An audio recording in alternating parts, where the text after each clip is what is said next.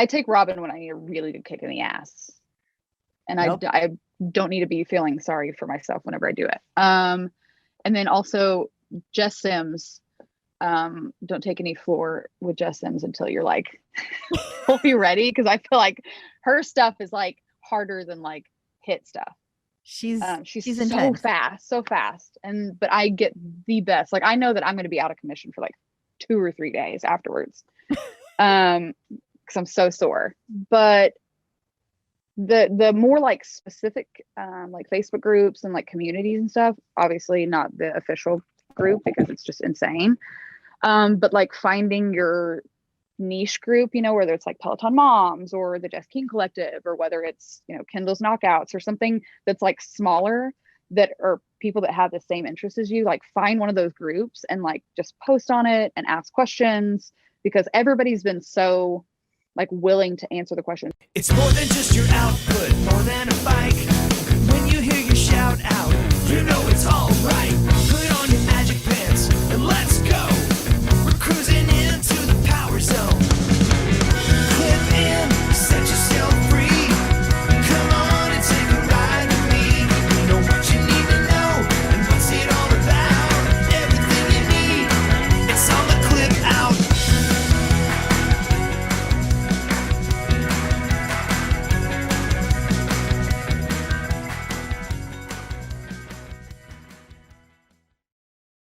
Welcome to the Clip Out Podcast, episode 238. This is Crystal O'Keefe. And this is Tom O'Keefe. Hi. Hi. I just opened a million tabs. I know. There's so much to talk about this week. So many tabs open. It's Guys, crazy. This might be the busiest week ever. and 80% of it is Sex in the City. Yeah. Oh, my word. It's crazy town. It is. We're going to have John Mills join us for that so we can do a deep dive into what happened. Yeah, we will just kind of take you through beat by beat what the week looked like in terms of the Sex and the City controversy. If you're not a Sex and the City fan, I don't think you need to be worried, because it's really more about you already know the spoiler. The machinations that what happened and how they responded and what that means and all that sort of stuff. So it's not going to be like a boring recap of an episode of a show you don't watch. Oh God, no. No, that's not the show. No, but it's going to be just kind of walking you through what happened and the responses from around the various aspects of the connected fitness industry. Yeah. So, and also we should say, if for some reason you don't know what happened on Sex and the City yet, this is a spoiler, and you care, just like come back later or something. Yeah. Like, yes. So, don't at me. Yeah. I had enough of that last week. Yes, totally. Yeah. I'm just like, and for the record, I'm sorry. I was not trying to upset anyone. And I will say, as someone who hosts a show all about spoilers, once the major outlets start putting the spoiler, that was my thought. In the headline of the article, it's kind of fair game. That was honestly my thought, because I waited for hours to put it up, but I know that it upset a lot of people, and I am sorry about that. But people got mean. Yeah, I got mean. But yeah, I will say, like, I deal with it all the time. I know with the movie thing and the show that this show spun out of, real spoilers. Like, it's, you know, but once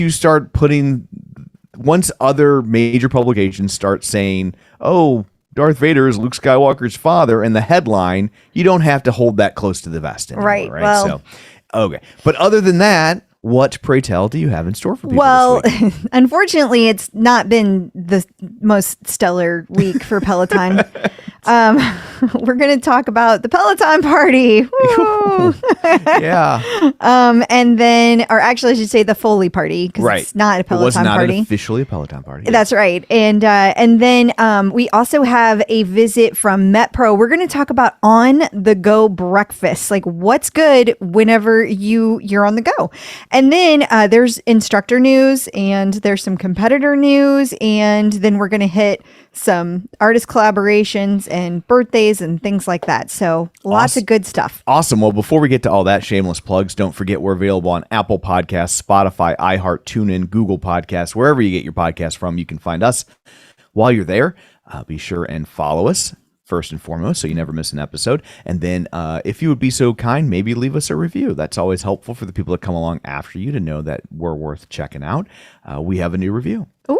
Ooh. This is from their screen name here is Tonal for Life. I think that they are a tonal user. Yes, and it says greatest podcast of all time. Are they talking about this one? Apparently. Wow. This is my favorite podcast. I never miss an episode. I listen to the clip out on my hour round trip drive for both my COVID vaccines, and Crystal and Tom were like supportive friends who kept me company and helped me smile through the anxiety. Also, thanks to them, I am the proud owner and active user of a tonal. There you go. In case you couldn't pick up on that. Crystal and Tom and the clip out have brought me countless hours of entertainment, fun information, and inspiration. Thank you for all you would do. I appreciate you both. So thank you so much. We appreciate such a nice review. Gosh. And other ways that you can interact with the show, you can find us on Facebook, facebook.com/theclipout. While you're there, like the page, join the group. Don't forget, you can sign up for the mailing list so you can get all these links. We're about to pepper you with Sex and the City related links. So if you don't want to have to go hunting for them, you can sign up for the newsletter and it will just get sent right to your inbox. You can do that at theclipout.com. And if you would like to watch these episodes, you can find them on youtube.com/theclipout. And if you're so kind and are so inclined and you want to help the show out, the easiest thing you can do is just tweet an episode, post it on your social media page, Instagram, Facebook, whatever. It just kind of lets other like-minded people know that there's a show out there that talks about Peloton all the time. So there's all that. Let's dig in, shall we? We shall. Run, lift, and live with John Mills. Joining us today via the magic of ZoomTube, here to talk about his favorite television show of all time, it's John Mills. Hey. Hi. What is going on? Yeah. So you like that? You like that show, huh? Yeah, I figured we were about to talk about Happy Days or something, right? No. We're going to talk about Sex and the City. Yes. Oh, Actually, damn. Specifically, Sex and the City reboot. Yes. Oh, damn. Okay. Just like I've watched it. I mean, a little bit. Did you? I watched the part. I watched the clip where Big died. That's as much as that's my entire experience with Sex and the City to date. I have watched a couple of episodes here and there of the original, including one with my parents when I was in college. Don't do that. Don't do that. And it's a bad idea. If you were watching it with your parents, you didn't have cable, so you were watching the cleaned up version that they would show on free TV. But like, no, it was cable. It was bad. I didn't think they had cable. But that's neither here. Wait a minute, this show had like a clean version. So I don't see how HBO. I'm pretty sure HBO like toyed with like cleaning it up and like selling it into syndication, because I think it locally aired for a little bit on Channel 11, which is our CW affiliate at the time. I guess it would have been the WB affiliate, but on like Saturday night at like 10 o'clock. You're in the weeds, honey, in the weeds. But Sex and the City was like 90s hip hop. I didn't know that. Yeah. There's like an explicit version. Right. There's the radio edit. The kind you buy at Target and the kind you buy at the real record store. Yeah. So, well, this was the real thing, I assure you, because it was not edited, and there was a lot of things that I did not want to talk about in front of my parents. Yeah, totally. So I have not seen the new show yet, but I in the interest of full disclosure, I have seen every episode of Sex and the City. I have seen both of the movies. The second one was awful, and I'm a Charlotte. So there's that, yeah. Well, I haven't. I don't care. I didn't care about any of it, but I did watch this entire episode because I needed to understand the setup. I needed to understand what I was going into for research. Right. I did watch it. So now we have established our credibility here that we each have differing levels where we're coming from. I have also heard that it's not very good. I really did not care for it. I did not care for it at all. But I know that since I didn't watch it, I don't have that nostalgia value. Sure. But a lady I know that was like, this was like her jam back in the day. Yeah. She lived and died by this show. And she tweeted like, "This is cringeworthy." It was. And it was really. That's it. I mean, that was tantamount to me being like, "This Monkeys album sucks." Yeah. Like, Yeah. So I think in this segment we should play a game. This is a game we're going to play while we go through this. Let's see how many sweepers we can play during this segment because it touches on so many different elements of Peloton in one specific area. Okay, let's do it. We will start here. Breaking news. Okay, so that's how we started our week. Breaking news. Oh my God, was it? Breaking news. Okay, so I started getting rumors of this. Honestly, I started getting it late last week that he was on the show, and then separately I got rumors that he died, and then there was an article that said, oh my God, I think they killed Mr. Big. I kept all of that to myself. All of it, guys, all of it. I didn't say a word to anybody. And honestly, I will tell you, it's not because I was being altruistic. It's because it was so hard on my heart after this just happened with Howie. Right. Like, I couldn't deal with it. I was just like, no, I can't. They cannot do that. But then they did. Yes. So we start off the week. Mr. Big gets on his bike. He takes a ride. Then he walks to the shower, drops his phone, and has a heart attack. He doesn't instantly die, though. No, that would be too easy. He hangs on until she makes it home hours later, just long enough to have one more and then die. Right. And she doesn't call the cops, and that's a whole, or called 911. She doesn't do CPR, but yet. Well, she didn't call 911 because, as John would say, touching on 90s hip hop, it's a joke. It's a joke. 911 is a joke. We all know that. Right. Yeah. Everyone knows that. Flavor Flav taught us that. Right. I mean, so she didn't call. I understood that part. Okay. The only part I understood. Okay. I didn't, so thank you. Thank you for filling in. It was Flavor Flav. I love that crazy guy.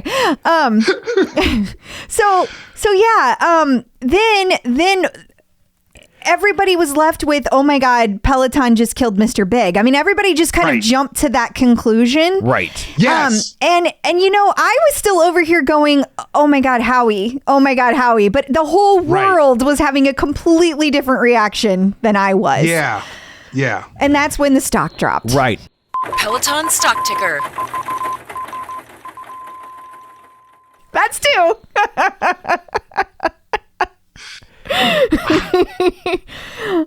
So the day it aired was what, Thursday, and it dropped 11%. Yes. So people having difficulty separating reality from fiction thought that the bike kills people, and they started selling off their stock.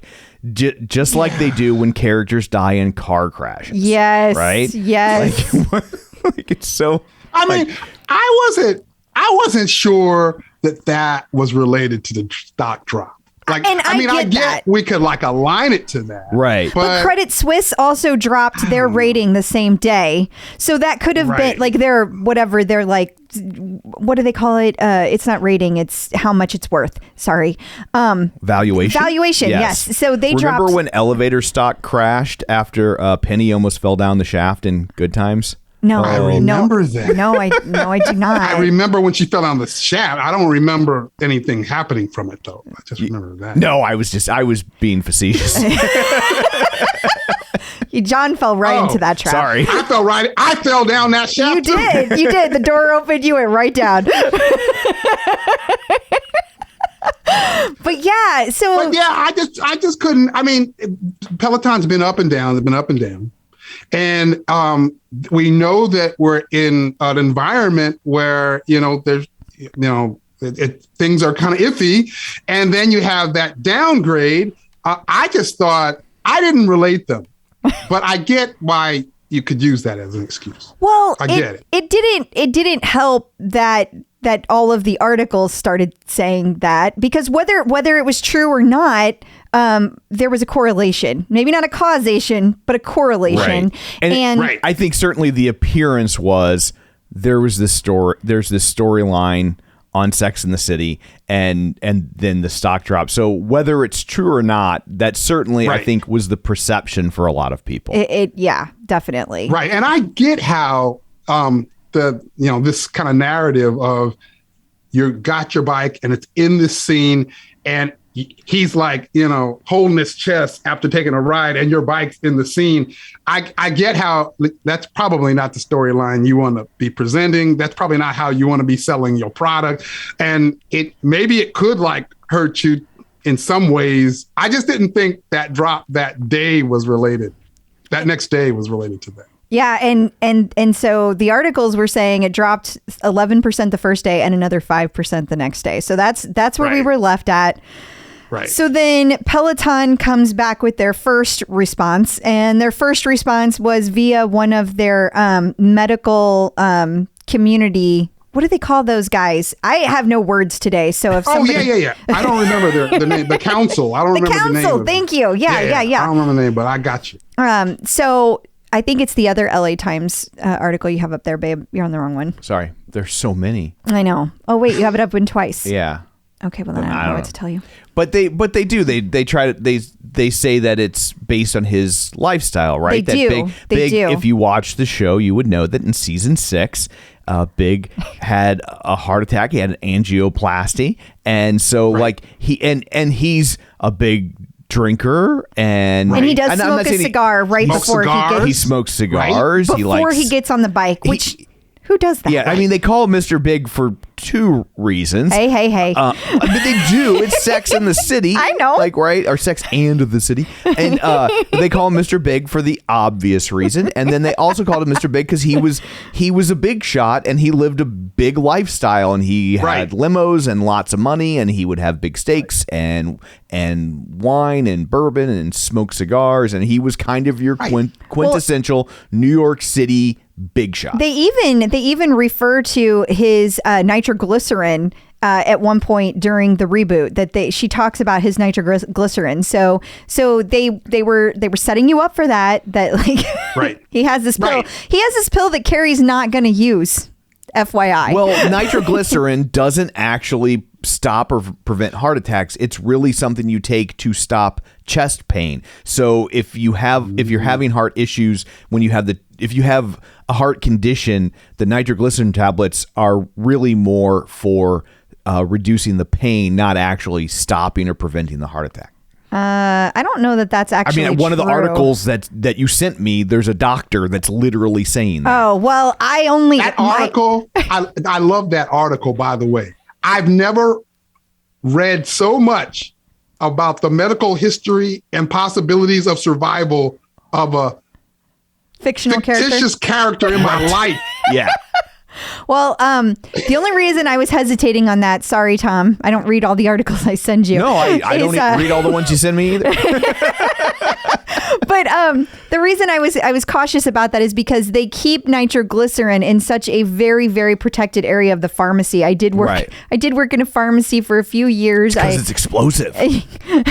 No, but they say that like it's super dangerous to be using. Like you don't want the wrong person to be using that. So gotcha. I just assumed it actually had an effect on the heart, or it wouldn't be that dangerous. Well, I am obviously not a medical professional. All I know is what I read in an article you sent me 40 minutes ago. But like the doctor in that article was like, that's not really what nitroglycerin does. It's more about reducing pain if you have a persistent heart she still condition. Could have done chest compressions, Tom. She still could have done that. She could have done something. And that's what that doc said in that article you talk about. The doc was like, it was her fault. Yes. Which completely cracked me up when I read that line. Like, we're talking about a dude that don't really exist. She could have saved him. The doctor said, an actual doctor said. Yeah, the doctor was like, yeah, I don't know what the hell she was doing. Like, she should have called 911. Like, you call 911. That's what you do. You don't stare at him for 10 seconds. Yeah, and it was the longest 10 seconds of my life. Like, oh my God, it's so long. Right. Yeah. But, but anyway, so people watching our YouTube channel, and there's the cardiologist that says, like, yeah, you call 911. Yeah, Carrie. Like, when in doubt, call 911. Yeah, just right? period. Like, why would you err? Just do that. Don't err on the side of a romantic gaze. Err on the side of saving his life. But from a show writing standpoint, dude had to go because she had to have sex. It's Sex in the City, so she can't be out getting... lots of different partners if she has Look, this guy at home. Nobody's watching Sex in the City to watch her happy marriage. A 60-year-old married couple do it once a week. Like they're not. They're not. No, that's not what good TV is made of. Which is why so many people were irritated that so many people had an issue with this whole thing to begin with. But then. Oh, so where are all the responses? Are we going to go straight into Peloton's response, or do you want to go into what everybody else said first? I'm good with either. I don't want to mess you up. Let's go into what the other people were saying. Checking out the competition. So let's start. Competitors were hilarious. With Jennifer Jacobs. If only Mr. Big would have taken my endurance ride. Okay, this one, I mean, they all, John, I know you're saying that they cracked you up, and good on you, but this really upset me. She was friends with Howie. This was bigger than that in the community. I don't understand how you can say something like that. I think Jennifer Jacobs that one came after those others. It did. It was the last one. Yeah, I don't necessarily have them in sequence. So I kind of saw Jen's as more opportunistic. Like this, this aligns with what's happening in my industry. Let me align with how the other players are. But I will also say none of these people seem to get much traction with their snark. Right? She has 157 likes on this. It's really not that many. It's really not. Yeah. I got more likes on my picture of me and Mike Nesmith the day he died. So like that. Yeah. Like that. For somebody who's a social media influencer to get 157 likes on something like that, it seems like it should be better than that. So I think that's a part of it though as well, is because I think that the at the time that Jen posted it, I think people had already seen that 3 or 4 times. Okay, but then I think that was another reason she didn't get the traction. Here's Hydro's, and these are, keep in mind, these are 4 or 5 days old, these tweets at this point. Hydro, and just like that, another reason to buy a Hydro, which has 59 likes. Yeah, not many. Yeah. Not many. For somebody, for when you're capitalizing on a really hot topic, you would think that would be getting more engagement. And I think the thing that really irritated me about these is that, one, we all know that exercise is going to make you less likely to have health issues. So whatever lifestyle he lived that might have led to this, if anything, the Peloton was kicking that can down the road. Right. He would have died or had a heart attack earlier had he not been on the Peloton. But two, if the exertion did play any sort of a role, well, you can just as easily get your heart rate up on the Hydro. I mean, that's just it. Cardio's cardio. Right. You're going to get your heart rate up, whatever. Yeah. It had nothing to do with what he was on or wasn't on. Yeah. And the visual of this one is hilarious. They're doing the high five, but they have 59 likes. It's like telling a joke at a family reunion and nobody laughs. Like that's the visual I get from that one. But, yeah. But SoulCycle had tweeted, "We couldn't help but wonder maybe Mr. Big should have gone to SoulCycle instead." And look at your tweet, first one, right? And look at your tweet right there at the top. My tweet is also SoulCycle. Man, remember when cool shows wanted to associate themselves with our brand? And then I have George Costanza from Seinfeld looking out wistfully at the ocean.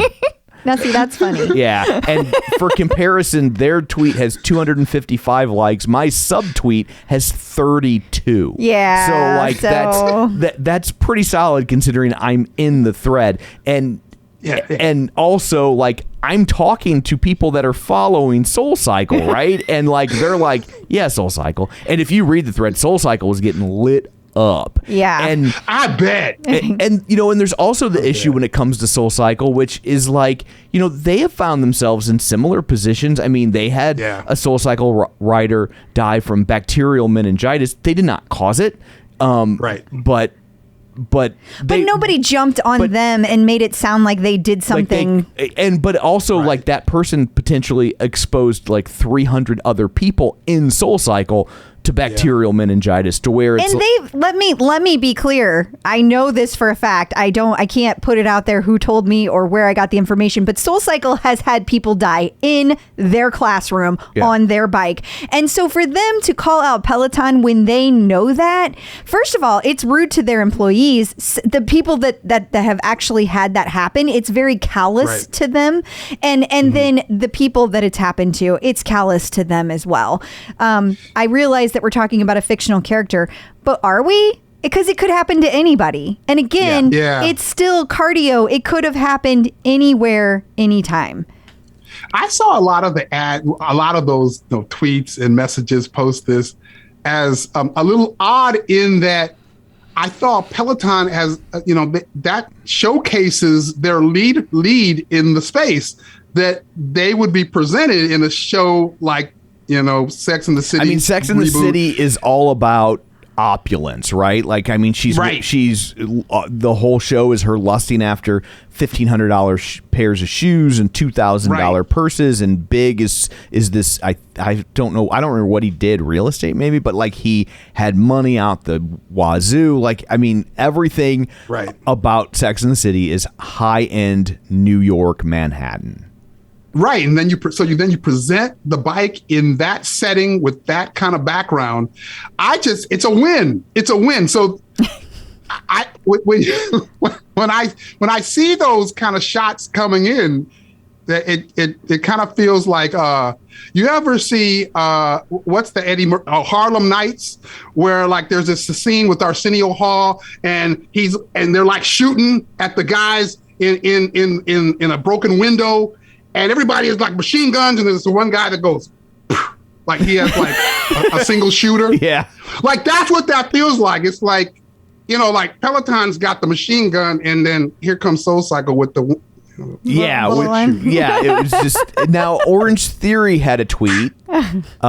You posted it, John. I'm trying to remember what it was. It was. That's why we like having the coach in the room with us. That's right. And I thought that was the only one that probably had like some. I guess relevance. Truthfulness. Yeah, like it wasn't necessarily the funniest like zinger in the world, but it's the only competitor who I saw differentiate their product, right? And say, if you're exercising in a room full of people and this happens to you, you have the safety net of a room full of people. And so like, it's still like, I'm they're not piling on, but okay. They're piling on. And it's also like, this is not something like, with all due respect to Howie, that was an awful story. It's not something that's going to happen with a great deal of frequency, not so frequent that you should completely change how you exercise. Like it's there's like it's just not a frequent occurrence. And so and if you have and there are things you can do if you're concerned about it, that you could get the medical alert bracelet or what have you. So but at least Orange Theory was differentiating their product instead of just saying something crappy when the same thing could have happened on a SoulCycle or a Hydro or what have you. They were like, hey, you'd at least have had people around with us. And I agree with that take on it. I do. And you know who did not weigh in? You know who did not pile on? You know who did not go to that low, tacky place? Tonal did not say a word. I thought you were about to say Echelon. That's why I was pausing. If they did, nobody would have seen it, John. Let's not give Echelon too much credit. So Echelon didn't tweet because they only have basic cable. So they didn't even see the show. Their parents won't let them get the movie packages, right? So they just get the basic. So, but I get that we had an experience, an incident that just happened within the Peloton community. So there's the touchy nature to then all of a sudden you see kind of a similar scenario kind of play out. So I get that.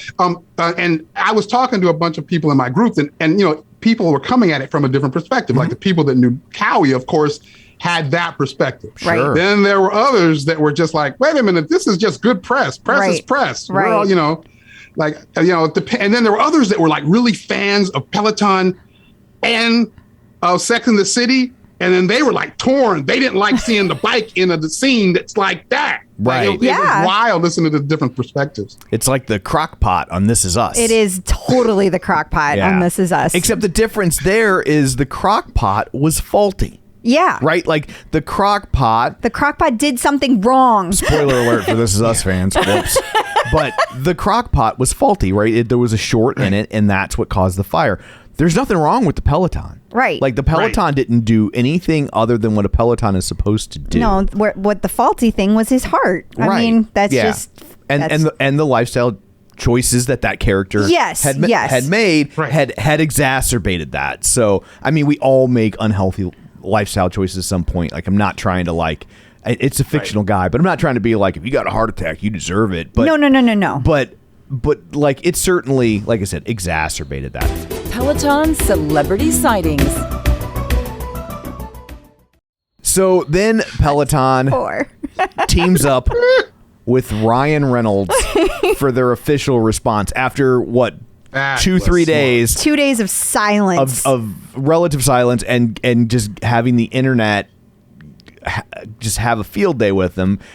Out of nowhere, Ryan Reynolds tweets out a produced video with Christopher Noth, who plays Mr. Big, and Jess King, who in all this people kind of got. She was probably like, "I'm going to be on Sex and the City," and is what everybody's going to be talking about. And then nobody was talking about it. Talked about it. What I found incredibly fascinating about this is that Ryan Reynolds had been pitching a product of his from his company because he owns his own marketing company, creative as a service product, and he had just talked to Peloton on December 2nd. Well, yeah, I don't know if they subscribe to that product, but they do this now. This was the perfect situation for it. Yeah. Whether they did on that day or not, they do now. Yeah. So the question they do now. But and so he has a marketing company. This was art, man. This commercial was the best. He has a marketing company. He's actually a big fan of marketing. He enjoys that. What kind of weirdo is into marketing? I don't know. But he certainly enjoys the creative aspect of marketing, of not just like writing a Tide commercial saying it cleans your shirts, but figuring out a way to do something in ways that are funny and creative and different. And so I guess it's his company is trying to come up with like a subscription service. You pay a monthly fee instead of paying project by project, and then when you need something, they just you reach out and they just do it for you. So, well, he just proved his worth. Absolutely. That's what I was wondering. Like, did Peloton subscribe on the 2nd, or did they subscribe on the 8th? See, I don't think it matters, because if they were talking to him, they were considering it, right? And then this occurred, and then they were like, oh, now I see it. Now I get it. Now we get the reasoning why you would have something like this. Whether they signed. I mean, I would think it's hard to believe that, because Dara and Ryan Reynolds talked for the very first time on December 1st. So I find it hard to believe that on the 2nd they signed up for it, just because. When has Peloton ever moved quickly? There you go. Where's our rower? Does Ryan Reynolds have a rowing producing service that they could subscribe to? But this has led lots of conspiracy theories afoot. It has. As to whether or not Peloton was in on this the whole time. And so I would say no. Well, I mean, they've come out and cleared the air. The answer was no. Yeah, because I was hard in the camp of, this had to have been planned. I know you were, and I was like, no, John, no. I just think, logistically speaking, if that was the case, one, they wouldn't have sat there and let their stock shit the bed 2 days in a row. Right. They wouldn't have filmed the response spot on a Saturday and released it on a Sunday. Correct. They would have had it in the can and ready to go.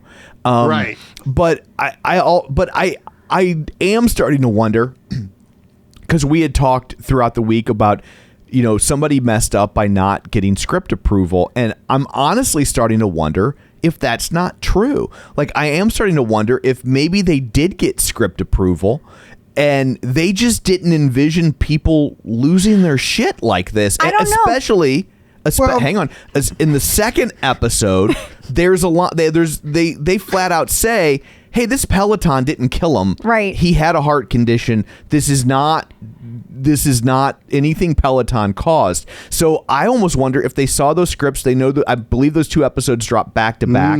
And so they thought, well, this will get addressed and it won't be a big deal, but then it ended up being a big deal anyway. The reason I don't think that is true is because one of the billions of articles I read, Dara was quoted as saying that they did not have an agreement for their product placement. There was no agreement in place. Okay. So that's why I don't think that is true. Gotcha. Right. And that's the only reason that I have to not believe that either, is that, the immediate response. And the article I read immediately after didn't include like who made the statement, but it just said a representative from Peloton is stating that they had no idea. They hadn't read. They weren't given approval to read how the product was going to be placed. Yeah, you're right. That's why I just assumed they just didn't know. Gotcha. Which is where my question was. So that's why I was questioning all of this. I kept thinking, well, how do you not know? I mean, they could be using your product for anything. This could end up being really, really bad. Like, I think that, Tom and I have talked a lot about this week, and he keeps saying that's part of being young, right? Like a young company. I mean, at the end of the day, Peloton's only been around for 8 years. That's not that long. Right. And, and it's not like a small group of people overseeing all of the decisions anymore. They have a lot of people that are leadership, and they have a lot of people under those people making decisions because you delegate. That's what a good leader does. And so, and the same parts of your company that slow you down and make you sluggish are the same parts of your company that protect you from moments like this. And they're kind of have a foot in both worlds at this moment, in that they're still younger and more streamlined than a lot of companies, but they're also starting to bloat. And right now I feel like they're almost in a position where it's kind of the worst of both worlds. Right. But that's where I was in this place of, it's either, what we've just talked about, where they just didn't quite catch that. And because they didn't have, access to the script, then, this happens, or it's all planned. So I was doing like this, and I sided with it's all planned, but I was all in that camp. I was like, no, it's all planned. Especially since you remember 2019 when the whole Peloton wife gift came out. It was the first week of December as well. It's like that's so funny you say that, because almost to the date. Do you remember released, that that actress's name was Monica Ruiz? We had her on the show, and so we follow each other on Instagram, and she was so funny because she was like, she loved whenever I put the ad out there that Ryan Reynolds Group made, and I was like, should we make this an annual tradition? She was like, only if Ryan Reynolds is the one doing the ad. I was like, yeah, it's a key ingredient. Yeah. Clearly. Yeah, because the ad was genius. It was. But they can't use Ryan Reynolds every time there's a controversy, right? No. Like it's the only reason this worked is because the other one had been so funny last time. Right. Like and the other one wasn't really a Peloton response. It was him responding from his Jen ad. Yeah, it was an ad for his Jen, Aviator Jen, and so it was really him just kind of piggybacking a hot story. But and then also his wife, Blake Lively, had a funny tweet in the middle of all this. Where here it is. Yeah, I think the picture that she wrote is down below. Oh, gotcha. The one she wrote below is keep scrolling. Oh, there you go. To my mister who always goes big, all caps, or goes home. And then I love you so much, but not as much as Peloton loves you. Yeah. So a couple of key things about this. She sent him cupcakes from Magnolia Bakery, which my understanding is Carrie's favorite bakery in the show. So that was one. 2, she signs it Serena Bradshaw, which apparently was a nod to Carrie's character and her own character playing Serena in whatever show. So there was like a whole lot going on here. She did spell Peloton wrong, but we're going to let that slide. Let that go. That's all right. Okay. We'll let her get away with it. We will. Yes. Peloton Peloton in court. Who's suing Peloton now? That's 5. That's so. Wow. And it sounded like if they wanted to, that there was maybe a case. So we had talked off air about what are the rules about using a product and when can you get in trouble. You know, do you have to have the rights to use a product? Do you not have to have the rights? And from reading the article, because I read it before, I guess I clicked on it too many times and now I can't read it. But but it's the tone of it seemed to the best of my understanding was that you don't have to get permission to use a product as long as you're using the product in the manner it was intended, and it doesn't, and you're not basically like disparaging the brand or making some sort of inflammatory claim about it. So if you show someone drinking a can of Coke, that's appropriate. If you show someone ramming a can of Coke down somebody's throat, well, then you might need to get Coke's permission. So, or if you show that the Coke is poison and it killed him, and like, then you could get in trouble. But that makes sense. Yeah. But also, like the show says that the Peloton didn't kill him. So I don't necessarily agree with the tone of the article for whatever. And I don't either. And I don't think either. they were also, even if they could, I mean, the dialogue that was generated off of this, all the different posts. I mean, I created 2 parodies from this. Which were hilarious, by the way. I mean, to me, it was just so much. To me, it turned out all positive. From a Peloton perspective, I would think. Okay, I feel that way after. All the movement. I'm good with the positive after they came up with their response, the new ad. I would not have. I wasn't there until that happened. Yeah. I'm still processing. They definitely turned it around, and I know people. Yeah. I saw someone, and I replied to them in your group, John, that were like, "Well, this didn't sell any bikes." This response ad, and I'm like, "Well, it's not about selling bikes. It's about changing the narrative." And they did that. The narrative was all about Mr. Big got killed by a Peloton, and that's not an accurate description, and they reversed that story, so good for them. Absolutely. Right. And we should finally say before we move on that the story made it all the way to Canada. Yes. CP24, that was awesome. Which is a Canadian news network, and from what I can gather, pretty big one, and they invited none other than Clip Out Crystal onto the show to talk about. They didn't need that other person. I don't know why other person was there. I was just listening for Crystal. Well, thank you. My life. Thank you, John. Yeah. I appreciate that. I appreciate your support. She approached it from a stock market perspective, but it was clear. It's clear she doesn't follow the way we follow. She doesn't know all the things we know about Peloton. So that's okay. That's okay. Yeah. I was honored to be asked, and so excited. And also so nervous. This was live television. Totally. Do you have any idea how incredibly scared I was, John? Scared. She kept trying to get me to do it. I did. I thought you did awesome. Again, I'm not sure who the other person was there. I know it was a stock-based person, and they had a position based on the markets that I didn't really agree with. But what I thought you telling the story and kind of aligning to what was going on in the community and what we kind of were feeling about it, kind of the what was the messaging going on relative to it. I thought you did. I thought you killed it. Well, thank you. And she's for their business analyst at a sister station, I believe. So business correspondent. Right. So it's another station there in Canada. But actually, I have to say that I was so surprised because the person who asked us to do this was one of our listeners that listens in Canada every week. So thank you for listening. And that's pretty dang cool. Yeah. So she gets to hear all of our funny quips that we do and all of our tickety talk. Oh, that's awesome. Yeah. Wow, that's pretty cool. Presumably listening right now. It's like Inception for her. She listens to the show, and then she talks to the show, and the show talks about her listening to the show. And next week we'll talk about that.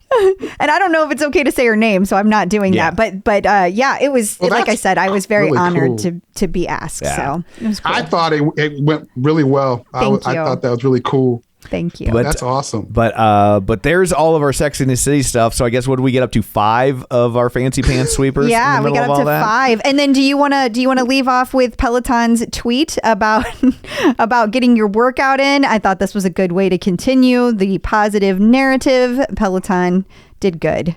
So I love this. If we can put that spot together in 48 hours, you can do your workout today. I love this for 2 reasons, because one, it says, hey, we didn't plan this ahead of time. Yeah. So it shut that narrative down. But also it's a good reminder, like, hard things happen. We all deal with hard things. Yeah. That's right.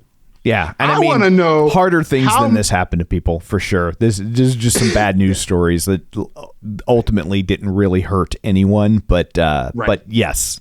I want to know how many subscriptions to his service Ryan Reynolds has received since that happened. I agree. Yeah. You need to add that to your list of things that you watch with the little growth and all that, because I bet it went. Well, I gotta think. I want to know that. But I gotta think that subscription is probably hundreds of thousands of dollars a month, don't you? I mean, to have an ad agency of that caliber. Okay, but look what he just did for Peloton. Oh, absolutely. But I'm just saying, large businesses. Yeah. I bet you. Yeah. There's a finite number. If he signed up 2, then that's a coup at those price points. I get your point. Yeah. Good point. You're right. So you mean to tell me we're not going to be seeing an Echelon Ryan Reynolds commercial next week? I don't think they can afford it. And my guess is an agency of that caliber offers exclusivity. So they're only taking one in each product category. That's probably true. Yeah. That would be smart. Yeah. So anyway, there is your Sex and the City recap. It was a lot. Yeah. So so thank you, John, for joining us for that very lengthy discussion. Until next week, where can people find you? They can find me on Facebook in my Run, Lift, and Live group or page. They can find me on Instagram, Run, Lift, and Live. They can find me on the Tickety Talk, Run, Lift, and Live. Or they can find me at runliftandlive.com. Awesome. Thank you. Cool. Talk to you guys later. See you later. Bye. Getting the psychological edge with Dr. Jen. Joining us once again via the magic of ZoomTube, it's Dr. Jen Mann, licensed marriage, family, and child therapist and sports psychology consultant. You may know her from VH1's Couples Therapy with Dr. Jen or VH1's Family Therapy with Dr. Jen. She also has a long-running radio show, The Dr. Jen Show. She's written 4 best-selling books, including The Relationship Fix, Dr. Jen's 6-Step Guide to Improving Communication, Connection, and Intimacy. It's Dr. Jen. Hello. Hi. Hello. So good to have you here. We need your advice. I think that you are probably familiar with the death that the community has been experiencing, with Howie Godnick recently passing away, and then I know that we've touched base on the fact that it kind of got mirrored in pop culture by the recent Sex and the City episode where Mr. Big takes a ride and then he passes away shortly afterwards. So we were wondering what kind of advice that you could give people to kind of help them process, what do you do when pop culture does something that's so close to you? It feels so personal. Well, first of all, I want to send my deepest condolences to Howard's family, to his friends. I took Jen Sherman's ride where she talked about him and was moved to tears. He sounded like the most amazing human being. I was so inspired. I went and watched his TED Talk and just felt such a sense of loss that the world is not as good of a place without this wonderful man in it. So first of all, I need to say that. Secondly, when you have a situation where pop culture mirrors a loss that you've gone through or a trauma or a tragedy, it is really a great opportunity to use that to help you with your grief process. And at the same time, it's important to be able to pay attention to, are you even ready for it? For example, my best friend lost her husband to a heart attack after exercising at a gym. And I reached out to her and said, hey, I don't want to do a spoiler alert, but I don't think you may not want to watch this. You may want to get some more information before you make a decision. She wrote back to me and said, thank you so much. Thank you for thinking of me. I am aware of that. And I'm going to wait till the whole season plays out to make a more informed decision about what I want to do. So you need to respect your process. You need to respect whether you feel ready for something like that and feel like, hey, this is going to help me process my grief, or if it feels too fresh and too traumatic. But one of the things for people to keep in mind is that we typically go through all the stages of grief and loss. Elizabeth Kubler-Ross talked a lot about this at denial, anger, bargaining, depression, acceptance.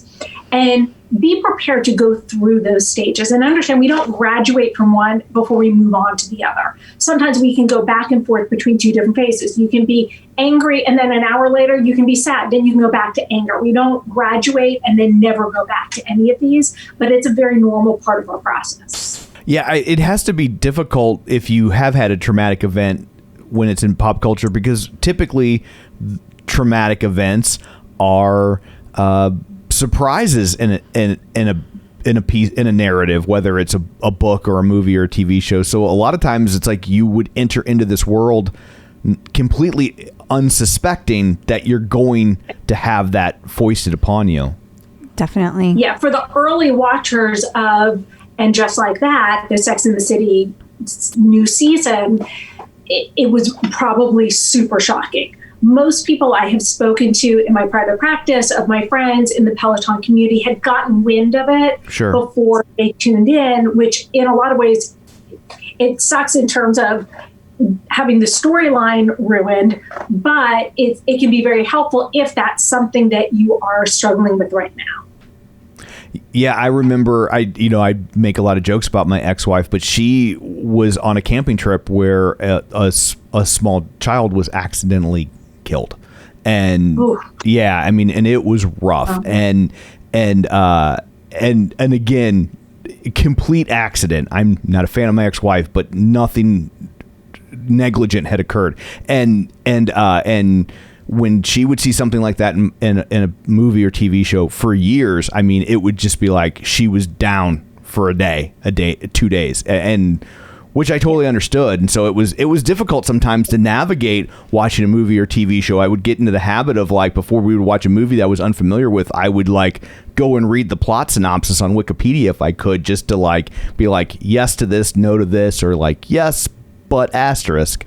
So it's, it can be difficult to navigate. Absolutely. And there's some traumas that we have to kind of work through, and there's more of a sense of completion than others. And there are others that we are coping with for the rest of our lives, and especially traumas that happen to us when we are younger, or losses that happen when we are younger, because we have these milestone events that occur.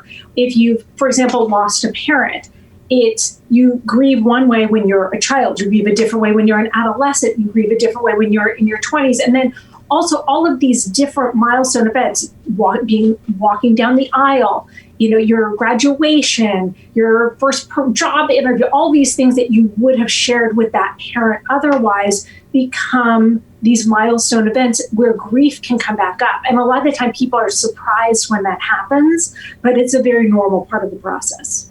Absolutely. Yeah, and I feel like it depends on the day. I mean, my sister had passed away suddenly whenever I was 13, and it was kind of this whole mysterious thing, which I don't want to get into, but my point being that, like, when we watch certain shows, it's like most of the time I'm okay, and then every once in a while it's just like the tears start flowing and I'm like reprocessing everything all over again, and it there's no rhyme or reason to when it's going to happen. It just does.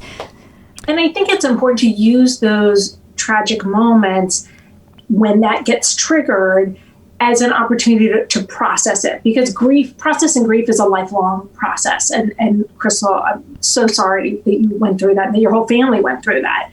And that's one of those things that, again, you're going to experience at different events throughout your life. And you're going to process that differently at 20 than at 50 or 70 or 90. And it's something that is, again, you don't complete it, you just continue to grieve it. And I'm sure in your experience, it haunts you less over time, but it's always there. Yeah, absolutely. Yeah. Well, thank you. Yes. And thank you so much for joining us this week and giving us some tips on how to contend with things like that. Until next week, where can people find you?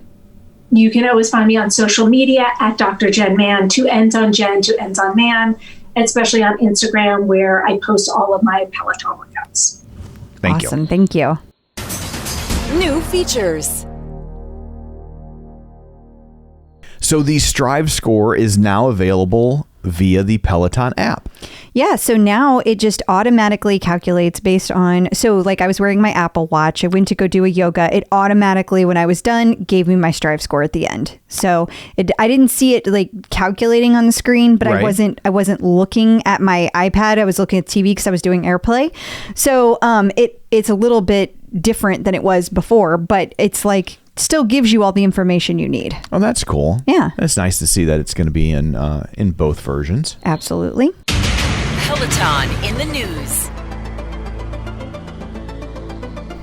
So Peloton took some heat this week over a party that was thrown by John Foley. Yeah, and I just want to say I'm laughing because as the screen came up in front of me, I just started shaking my head, which made me laugh because I saw myself shaking my head. And I wasn't laughing at the situation. Yeah. So okay. Let's break this down. Okay. It's saying that the title says the CEO of Peloton apologizes for causing frustration and angst among employees after throwing a lavish holiday party on the same day as the stock plunged 11%. But that's really not the issue, to be honest. It wasn't about the stock. Yeah. It's about the fact that they're on a hiring freeze. It's about the fact that they cut all holiday Right. parties. And don't forget, they had just cut all the pay for all the people, the commission for all the people in the stores. Which is cutting pay. It is, Yeah. but I know somebody will. Yeah, be pedantic. Yes. Yeah. And so it's those things. And then having a very, very swanky party at the Plaza in New York City.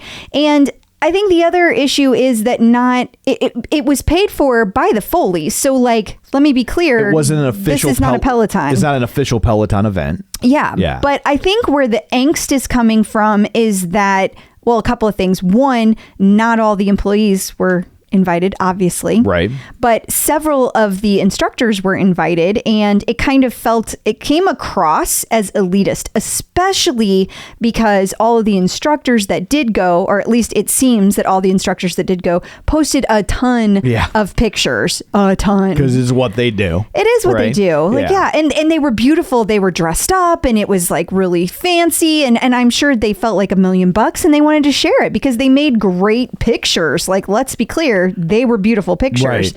But I think that there were hurt feelings. I feel like this article is its own kind of tone deaf, right? Where it's like, oh, they had this big lavish party. Oh no, on the same day that the stock plunged, when it's like, it's not the stockholders that are suffering, right? Like it's by and large, like most people, if you can invest in individual stocks, you're probably doing okay. It's the people on the front lines, the Peloton employees that are watching this play out. Now, I would also like to say in a mild defense of this party that my guess is it was probably planned when Peloton was riding high. Absolutely. Way before all this. So it's not like you can be like, oh, we had a bad day at the stock market, so let's cancel this event and he just still spent all the money. I think that what would have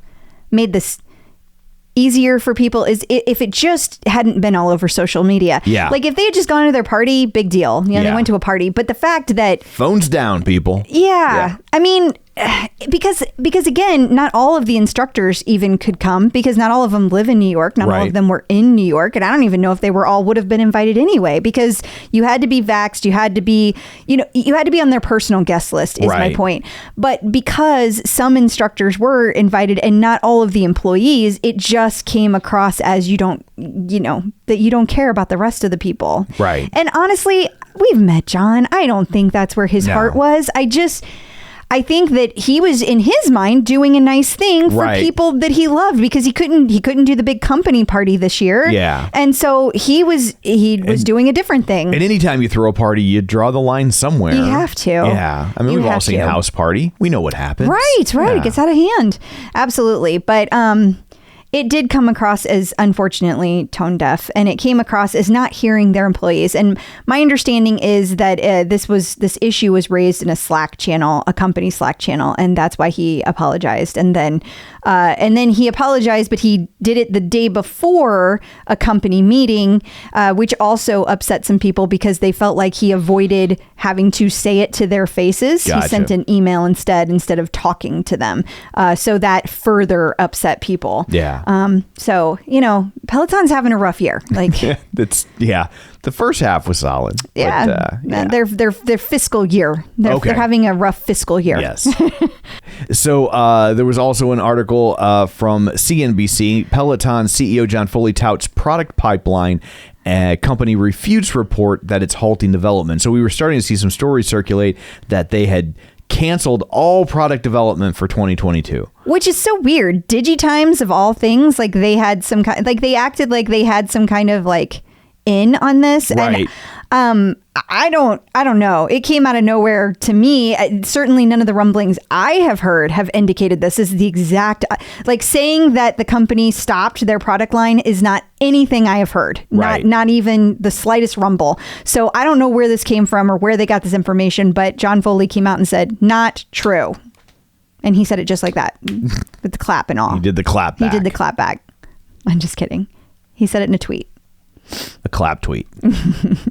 The New York Post had a nice article. We talked about Howie Godnick. I think at this point people are aware of the situation, and he passed away last week. He was a very well-known 2 weeks ago. 2 weeks ago, sorry. A very well-known member of the Peloton community, enough so that John Foley wrote a nice letter about him and his passing. The New York Post had a very nice article about all the memorial rides and things surrounding his passing. They did. It was a beautiful article, beautiful tribute to Howie. Well deserved. Okay, how about some positive Peloton whoop, whoop. coverage? Okay, so Business Insider has 25 large companies that are rated highly for their company culture, and coming in at number 13, I believe it was Peloton, or is Peloton. It was number 13, yeah. And I thought it was really cute because I saw that Jill Foley tweeted it and was like, I'm so proud. Yeah, they've had some rough goings in the press as of late. So yes, I would cling to that as well. Yeah. And John Foley tweeted about it as well. And he also, talked about how wonderful his employees are. I do believe his heart is in the right place, and he means that. Yes. Yahoo had an interesting article. Peloton is betting big on music for its connected fitness offerings. And I mean, yeah, that's been kind of their MO from day one. I don't know that this is breaking news. I don't either. I didn't think it was, but I guess they're just highlighting the fact that they have these agreements with Usher and Beyonce and things like that. And I guess, I don't know, maybe somebody over there just noticed. I'm not sure. Yeah, I don't know. I thought it was odd just in terms of like I feel like you could have written an article like this at pretty much any point in the evolution of Peloton. But I do think it's one of the things that really differentiates them from their competitors, which is how much they value the music as part of the overall experience. Absolutely. And spend the money to get it.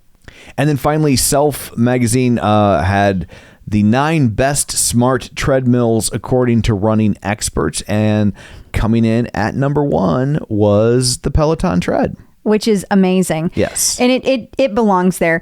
I have to say though, I had no idea there were any other smart treadmills out there, let alone 9. Yeah, I didn't really drill down on this. I think these days they're probably all technically smart treadmills, in so much that they can connect to the internet and they can stream video, and they might not have the content. I was like, okay, so we have a different level of smart. Got it. Precisely. Got it. Clip out. Joining us again via the magic of ZoomTube, it's Angelo from MetPro. Hey. Hi. Guys. So good to have you. We need some help for one of our community members. We have a question from Stephanie Swan, and she wants to know, what is a good on-the-go breakfast that she could eat during work? Ooh. During work. Yeah. Okay. Well, so Stephanie, the answer, if you've listened to any of my segments before, is it depends. It depends. Depends on what you should be eating. So that's going to depend, of course, on your goals.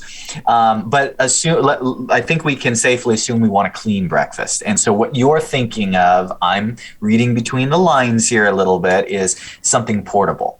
So the attributes that I look for with like an on-the-go meal, like you just described, you can eat at work, are it needs to be quick, it needs to be clean, and it needs to not be messy. That's a key element. So one of the things that you can do in the mornings, I'm presuming you're starting at home, so you have access. So a lot of my clients do like to just turn their breakfast into a shake and take that on the go because that is quick. And you can do protein powder. You can put Quaker or even steel cut oats right in the blender. You can use a little almond milk, and then depending on how much additional carb you may want, you can add like some banana, or you could add some berries, or if you're trying to cut carbs in the morning, then you could just go with the protein powder and just a little bit of oatmeal for a lower carbohydrate count. If you want some fats, almond butter or peanut butter, or you could literally just take a handful of nuts with you, and then you have that balanced breakfast. Other things that clients do is they can make up really conveniently homemade whole wheat English muffins that with some eggs. So you could do like a few egg whites, or you could do one whole egg plus an egg white. Throw it on an English muffin and you are good to go. If you want a fat with that, I like avocado, but that you can put in just a little cellophane wrap and take it to go. You can make a few of them in advance and just throw them in the microwave or the oven before you head out. Those are convenient. Depending on the temperature where you're at, you could do dairy, so cottage cheese or yogurt, and just throw some fruit into that and sprinkle a little nuts on. Now that's quick. But the reason I say depending on temperature is if you're in a hot climate, that's not going to keep without refrigeration. So you'll want to consider that as well. And then last option that's always really just quick, easy, convenient is you can get some really non-messy whole foods. You can go and get a small apple, you can get turkey jerky, and you can get nuts. That's a great combo that we actually use often for mid-morning or mid-afternoon snacks, but it will work for a quick breakfast on the go. So hopefully you'll be able to read in between the lines. Now, some people want a bar, and you can do that. Generally speaking, I prefer bars for my clients who are actually trying to gain mass, not lose weight. Generally speaking, if it tastes good, it also has a lot of sugar, even if the sugar is from good sources, like more of a fruit-based fructose. So I prefer other whole foods, but if you are going to look for a bar, I'm a big fan of things like RX bars. There are some whole food bars that you can find that are similar to that. But again, usually I veer towards those when I'm trying to get extra calories in my clients, not for cutting phases. So no to Pop-Tarts. No to Pop-Tarts. Pop-Tarts. But it says it has a fruit filling. Not the kind of fruit you're going for. Well, they spell it with 2 O's, but it still counts, right? They're so portable, Angelo. Yeah. No, they are. They really check several of the boxes. There's one. There's one big one that they're not checking, though. One big one they're Yes. not doing. Well, thank you so much for joining us. If people want information like this tailored for their own fitness journeys, where can they find you? Please come visit me, metpro.co/TCO. Awesome. Thank you. Thanks, guys. Instructors in the news. Oh, you thought we were done talking about Sex in the City? Surprise. It is Sex in the City, but it's kind of adjacent. Jess King was featured in a profile in the New York Post because of her appearance on Sex in the City. Yeah, and they kind of did a profile on who exactly she is. So Right. It was really nice to see some positive press come out of that for her. Yeah. And then speaking of positive press, Robin Arzon was featured in People magazine. She was, and she was talking about, well, first of all, just a reminder that her new book comes out in January, so she's making a lot of rounds right now. Sure. And so she was talking to people about her, about motherhood, movement, and more. And so it was an exclusive, and they had lots of new photos of Robin and Athena. Some pretty risque photos. Of Robin, to be clear. Yeah. And they're loving. They're not, Yeah. they're like of her without clothes on, but it's like in a loving way In like with a her maternal baby. way, Yeah. like you were being tongue in cheek. Yeah, I was totally, but Yeah. again, I know somebody will take it the wrong way. Yeah, it's really cool. And it's neat to see somebody be so strong and also be a mom. Like, it is really cool. Checking out the competition. So, iFit, the makers of NordicTrack, right? Yeah. Okay. Laid off an undisclosed number of employees before the holidays. So I guess that's worse than pay cuts. Yeah. Yeah. Yeah. And it's but it's also, that has to be frustrating considering like what a strong year it had been for connected fitness products because of the pandemic, and now it's like one small bump in the road or one small return to normal and they have to lay people off. Like, what were they doing? And well, that's the interesting thing, because they didn't disclose the number of people, and they haven't disclosed a lot of their numbers, you know. So Right. it is very interesting because they talked about how great Black Friday was and they had these amazing sales, but then all of a sudden, but not so amazing that you get to keep your job. Yeah. Yeah. And some of the employees that worked there were not happy, and they were blaming the layoffs on poor management, worker mistreatment struggles with their initial IPO. So I don't know. I have a feeling we're going to see more on that. I don't think that's the last article we have seen on that at all. That is my guess as well. You know, if you're looking to incorporate boxing into your workout for 2022, you should give Fight Camp a serious think. You sure should. It's a great way to make 2022 your best year yet. They have thousands of classes with new workouts added each week. You're always going to find something you love, and you can use filters to explore different workout styles, links, trainers, difficulty levels, and more. You're never going to get bored. And if you are pressed for time, these are quick workouts. They maximize efficiency with high intensity interval training, and you can get a killer workout in as little as 20 minutes. And if you don't have any boxing experience, Fight Camp has your back. They've created programs specifically designed to teach you the basics of boxing and kickboxing so you can build a strong foundation.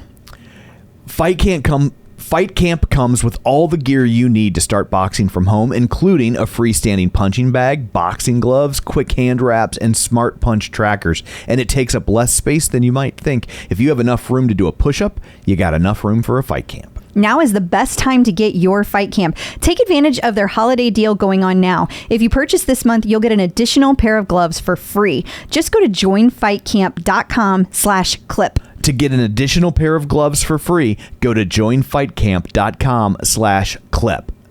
Joinfightcamp.com/clip. Past guest update. So we had talked last week in regards to the passing of Howie Godnick that his girlfriend, I couldn't remember exact title, was working to complete her marathon. She was also a past guest. Yeah. She was doing a marathon in every state, and her final state was Hawaii, and she was set to do it on December 8th. And she plowed ahead, even with everything that she's been contending with, and completed the marathon. She did. And so this was, as you said, her 50th state, and the goal was to have 50 before 50, and she did it. She knew, she said in her post that she knew that Howie would have wanted her to finish. Absolutely, he would have. And there's no doubt, nobody was a bigger supporter of Carrie than Howie. So I hope that she knows that we were with her in spirit, and we were cheering her on from all the way from Missouri. So cool that she was able to finish this amazing accomplishment, especially with everything going on. And I think we should also point out that that Howie's sons showed up to support her at the run. Yeah, there's an amazing picture. I had trouble deciding on just one to show, but there was a picture of her with both of Howie's sons, and just got me right there in the feels. So congratulations, Carrie. I know Carrie. it's a bittersweet achievement, but it's an achievement nonetheless. So you should be proud of it. Absolutely. Peloton artist collaboration. We have another new artist collaboration, this time featuring ABBA. I think they pronounce it ABBA. Man, those Swedes. This is going to be epic, like absolutely epic. People love the ABBA. Yeah, they do. They do. It's going on now, like right this minute. So hopefully everyone is having a great time, and I can't wait to take this one. It's gonna be last week so it was much fun. Queen. This week's it's Dancing Queen. There you go. And also we got a tease for the final artist series of the year. It just says dropping December 25th, and everyone is guessing. There are guesses. The guesses are all over the place. Yeah. My guess is Taylor Swift. I am very much putting myself out there. I think it is because it's a red box. Sure. It was announced on her birthday. I'm feeling like this is Taylor Swift. And she's doing the full court press for the re-records of her album. And so it would not surprise me if she would have worked out a deal like this. I know some people guess Mariah Carey because it's Christmas Day, and I was like, well, you don't start playing Mariah Carey on Christmas Day. Like, I feel like that would have been... That's my take on it too. But somebody did say that they took a class with Robin today, and that they got the vibe that it was Mariah, and she almost let the cat out of the bag. So I don't know. Interesting. But I don't know why you would start playing Christmas music on Christmas Day. I mean, obviously, Mariah Carey is more than just one Christmas song. Okay, that's fair. I mean, she's one of the best-selling female artists of all time. You know, course. but it is odd that would drop on Christmas Day because she's also obviously very associated with one specific Christmas song. Yes. And I know it's overplayed and people love to complain about it, but it's overplayed because it's one of the best Christmas songs ever written. Oh, Sorry. You're going to get added. Yeah, I don't care. It is. It's overplayed because it's just that damn good. I honestly love it. I don't care. Since the day it came out, I was like, because there was this gap when that song came out before it kind of completely took over your Christmas airwaves. And in that interim, like 3 or 4 years before it really kicked in, I remember thinking like, why aren't they playing this like every third song? Because it's like the perfect Christmas song. It sounded current and contemporary, but it also sounded classic. Yeah. I just like it's a brilliant piece of songwriting. It is. And production. It's a brilliant piece of production in terms of how it sounds. I think people forget about that aspect of it. Well, we'll see what it is. Peloton Celebrity Sightings. So let's talk about an HBO show that's not Sex and the City and Just Like That, whatever they're calling it now. People are still calling it Sex and the City, right? Yeah, they are. Yeah. So, anyway, they have a new show called The Sex Lives of College Girl. Yeah. College girls. Yeah, it's plural, girls. because one girl wouldn't be much of a sex life. Just saying. Hey, but, I don't judge. Yeah. Fair enough. Let's not go there. Like where your head's at. That's why I love you. So, the co-creator and showrunner is a guy by the name of Justin Noble, and he's a Peloton lover and is in some of the groups. Yeah, so this was on the OPP, and it really cracked me up because he posted, so while you're all tuning in to watch Peloton scene in Sex and the City, maybe stay on that app for a bit and check out the sex lives of college girls. I hear the co-creator and writer showrunner of that show is in this very Facebook group. Spoiler, it's him. Yeah. But I'm not sure most people got it when they read it. Totally. I don't think they know that it's him. They're interacting with him. That's so funny. And the show did get picked up for season 2. It's got quite a bit of buzz. And the best part is now that we know that this guy owns a Peloton, Crystal will let me watch a show called The Sex Lives of College Girls. Because I think previously that probably would have been a non-starter.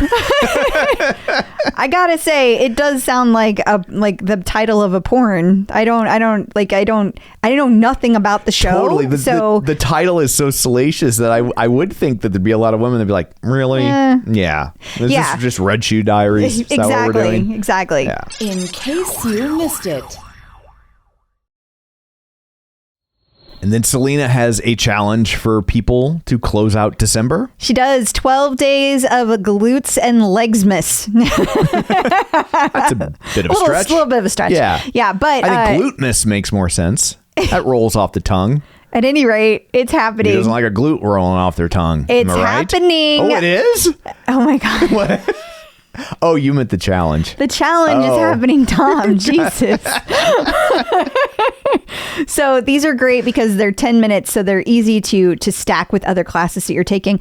And I have to say that I was putting all of my notes in, and I think I accidentally deleted the other one because Maddie is also doing a challenge this month, but it's all about core. So these two would be great together. You could do Maddie's core challenge and Selena's glutes and legs, and you would be doing great. And Tom, just stay away from all that. I will definitely stay away from exercise. It's kind of my superpower. Okay. Peloton birthdays.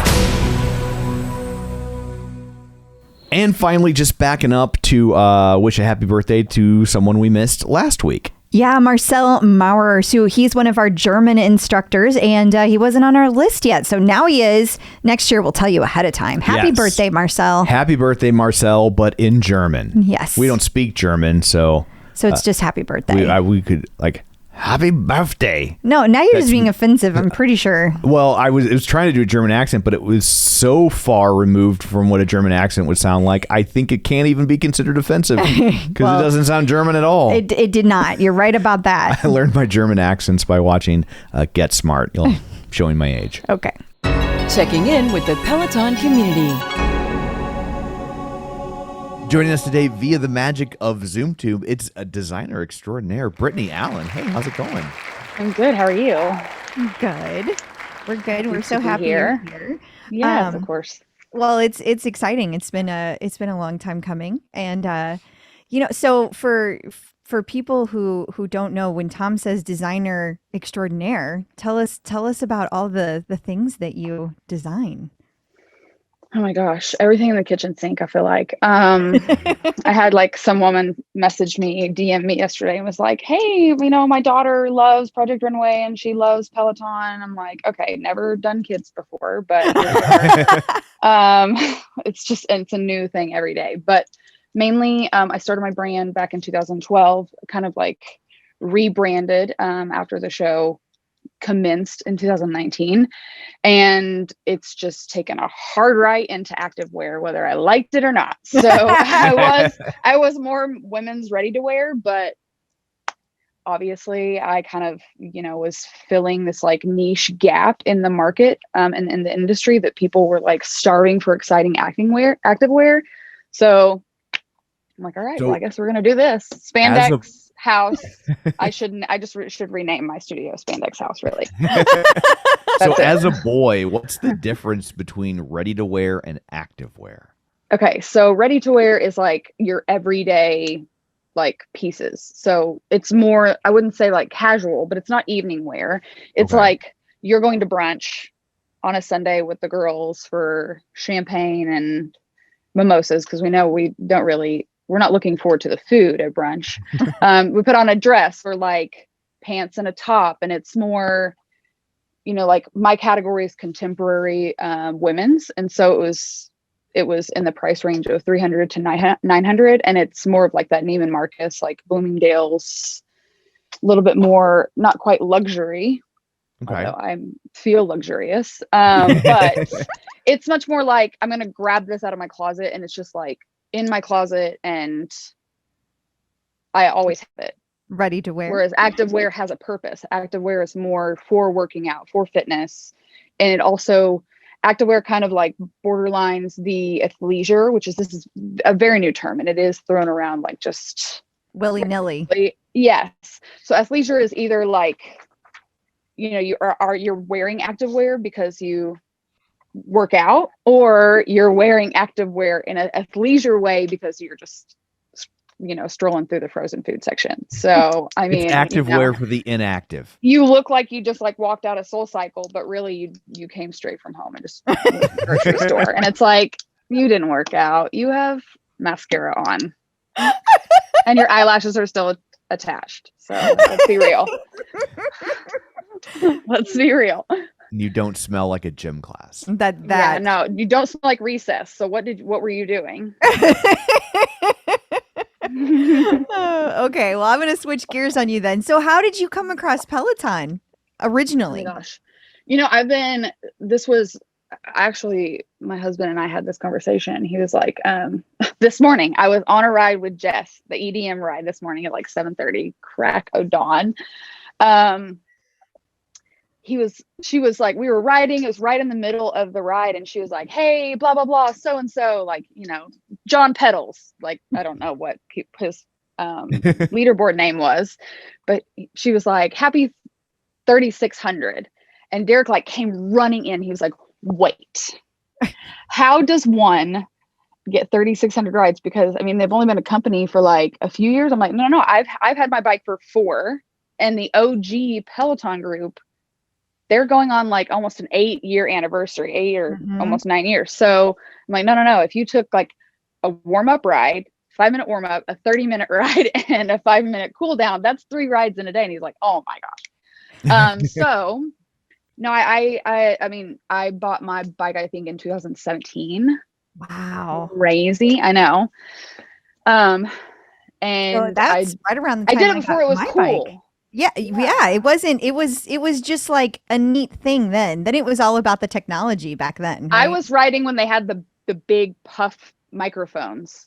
Like yes, the black ones. That's the full, like, when I'm like, this looks like a Britney Spears situation. Like that is and the white shoes. Did you get the white shoes? No, I had the black shoes, but okay. I was looking back, and I think I did like a really old ride a couple weeks ago, and I was like, wow, we've come a long way, Peloton. We good night.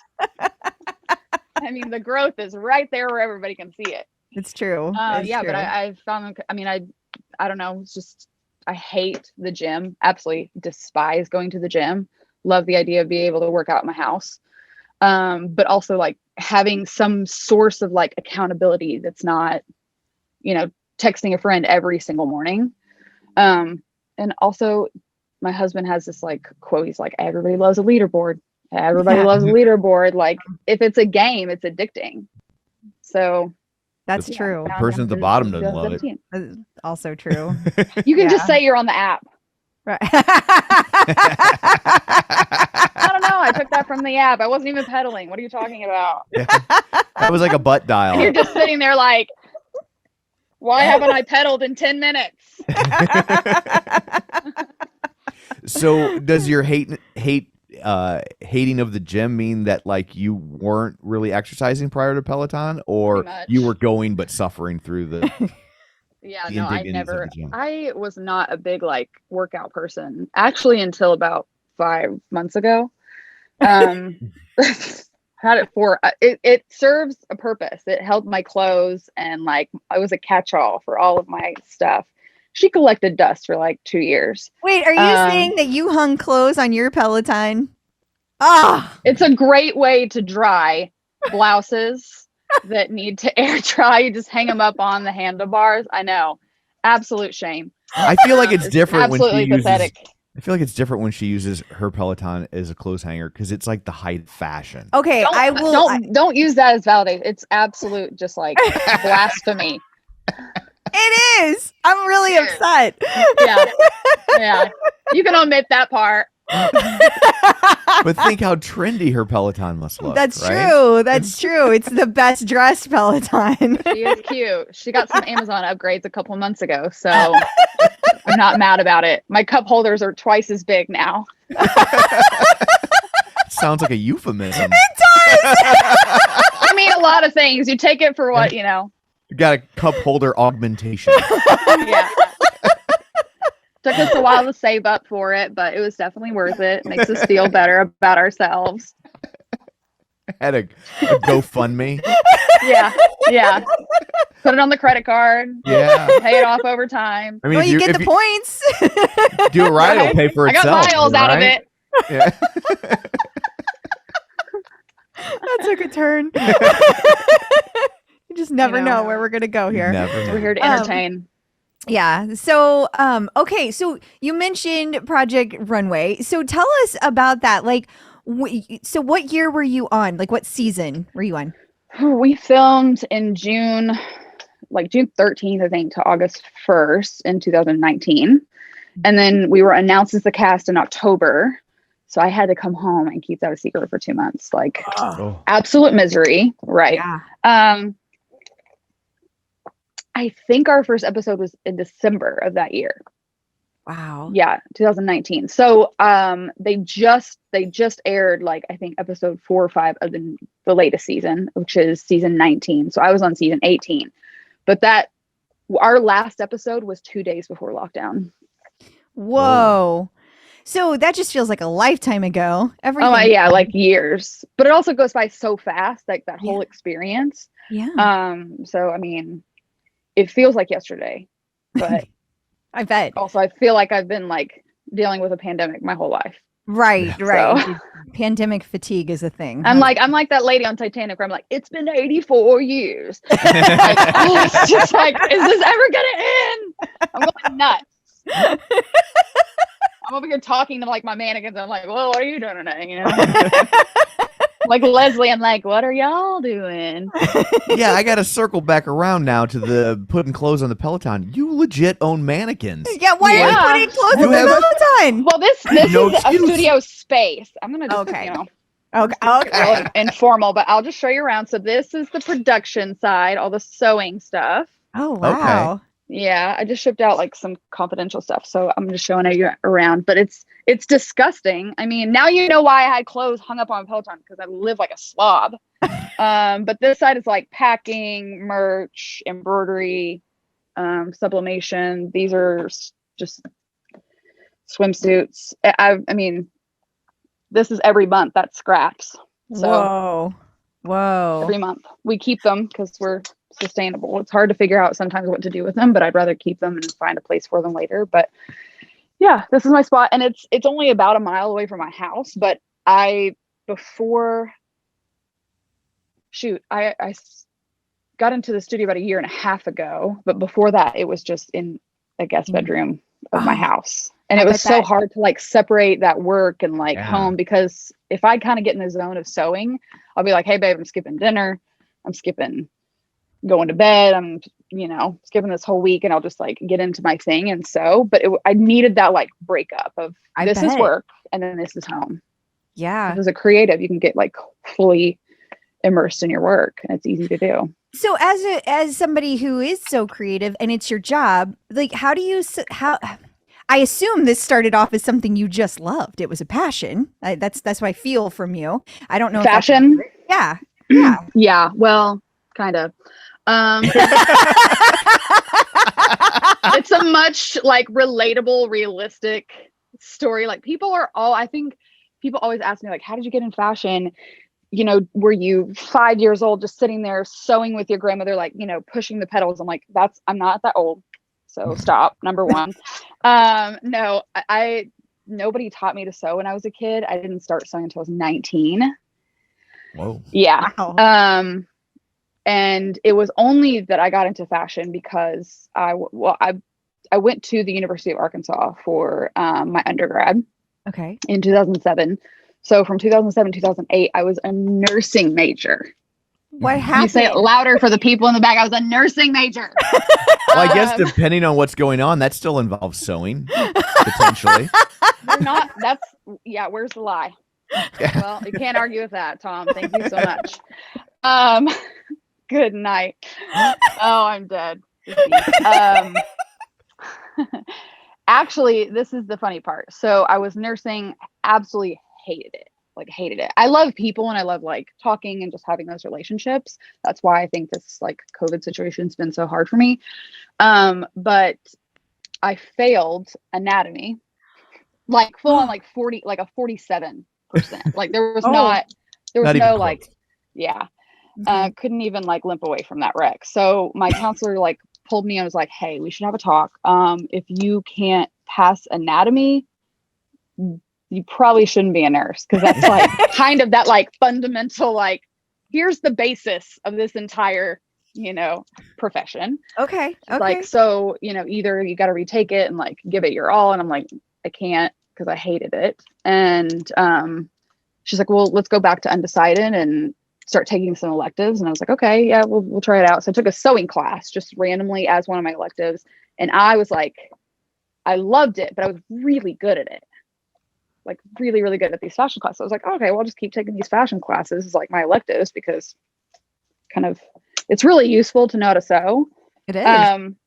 Yeah, so I loved it, and then I was like, I guess I'm just gonna switch and just be in fashion. So let me get this straight. My grandmother's like, you had a guaranteed paycheck, and then you were like, nah, screw it, I'm gonna wing it and try to be an artist. And she's like, oh, this is not. You're like, but anatomy. Yeah. But it's the foundation. Is it true that your first pair of leggings actually ended up being a shirt? You're like, this anatomy haunts me. Yeah. I thought this was my intro. Oh, she fell out of frame. Oh, today Tom is the has day that that I effect. passed away. Oh my god. Okay, Yeah. but like I gotta say that's a pretty stunning turnaround to go from I'm gonna be a nurse to I think I'll just try some fashion stuff. Yeah, let me try some fashion. But it's you also a didn't just- stunning turnaround because it's not like the Arkansas is just a pipeline to the high fashion. Totally. But then how did you end up Yeah. on Project Runway? Like that's not something for just anybody. Not just any old person can do that. No, and at the U of A, actually, it was much more like merchandising and like buyer driven. It was much more of like the business side of fashion. Lots of I was like, camo okay, and trucker hats. That's what I'm thinking. I mean, you just gotta. Sometimes you gotta be a redneck when you have to be. No truck nuts though, I hope. Yeah, no. Yeah, truck nuts are bad enough, but don't wear them as It was fashion. on my husband's Christmas list, but I was like, nah, not today. No, I'm just kidding. No, he's the most liberal redneck that I've ever met. So I don't even know where I was going with that. Oh, Project Runway. Yeah. So I mean, yeah, that was kind of the thing in Arkansas. It was like, okay, what is Arkansas known for? It's like poultry science and business. And I'm like, okay, well, let me go into fashion. It's not like it's like this big known program there. But it was so merchandise and buyer, centric. And so I felt like I got that part of the business, which is like starting a business and doing the business plan and how you, buy inventory if that's what you want to do. But I had essentially no design experience. Like I was like, I really want to dive a little deeper into this design and see if that's what I want to do. So I applied to SCAD in Savannah and I got my MFA there. And that was 100% design. Like there was hardly any business classes. So I felt like I got both, best of both worlds. But since I was so heavily in design at SCAD that I was like, this is definitely what I want to do. I want to be the more creative, in the industry. So I had applied for Project Runway 4 times over like a span of 10 years. Tried out, I think, I don't even know what year it was. So 2012, I think, 2011, 2012, right after grad school. And I made it to semifinals, and then I took a long pause and I tried out and made the cast of Project Runway season 17, and literally got that phone call. I was super excited. Then they called me, a few days after that and was like, so because of the whole like Harvey Weinstein situation, Project Runway has been bought by Bravo, so they're going to revamp it, and so it's leaving Lifetime. That means a new production company. That means a new casting company. So essentially you just got what you wanted and then we're just going to take it away. So then I turned around and I auditioned for the Bravo people whenever they started casting and made it to the finals, the final group of like that little small pool that they picked the final 16 from. And she was like, it's just not going to be this year. And I'm like, I'm never trying out for this shit again. I'm over it. I'm done. The heartbreak is real. And then they called me, of course, like whenever they started casting for 18, she's like, you want to show up for this? And I'm like, I don't. Are you like winking or something? Like, what's going on? Like, I can't see your face. She's like, you're going to want to show up for this. I'm like, okay, so I'll try out again. Went through the whole like formal process and then got the call. And I was like, are you sure you have the right number? She's like, you've been cast on Project Runway. I'm like, it's like serious imposter syndrome. I'm like, who did I convince that I am good enough to do this? Holy crap. Especially when you've already had the rug pulled out from under you once. Yeah. You just starting to expect the worst. You're like, I'm going home first episode. Right. I better like look cute that first challenge the Because whole you time. only get one Bring my shot. best outfits. Yeah. Bring my best And then I won the first episode. So again, my life is just full of 180s. Like that's what.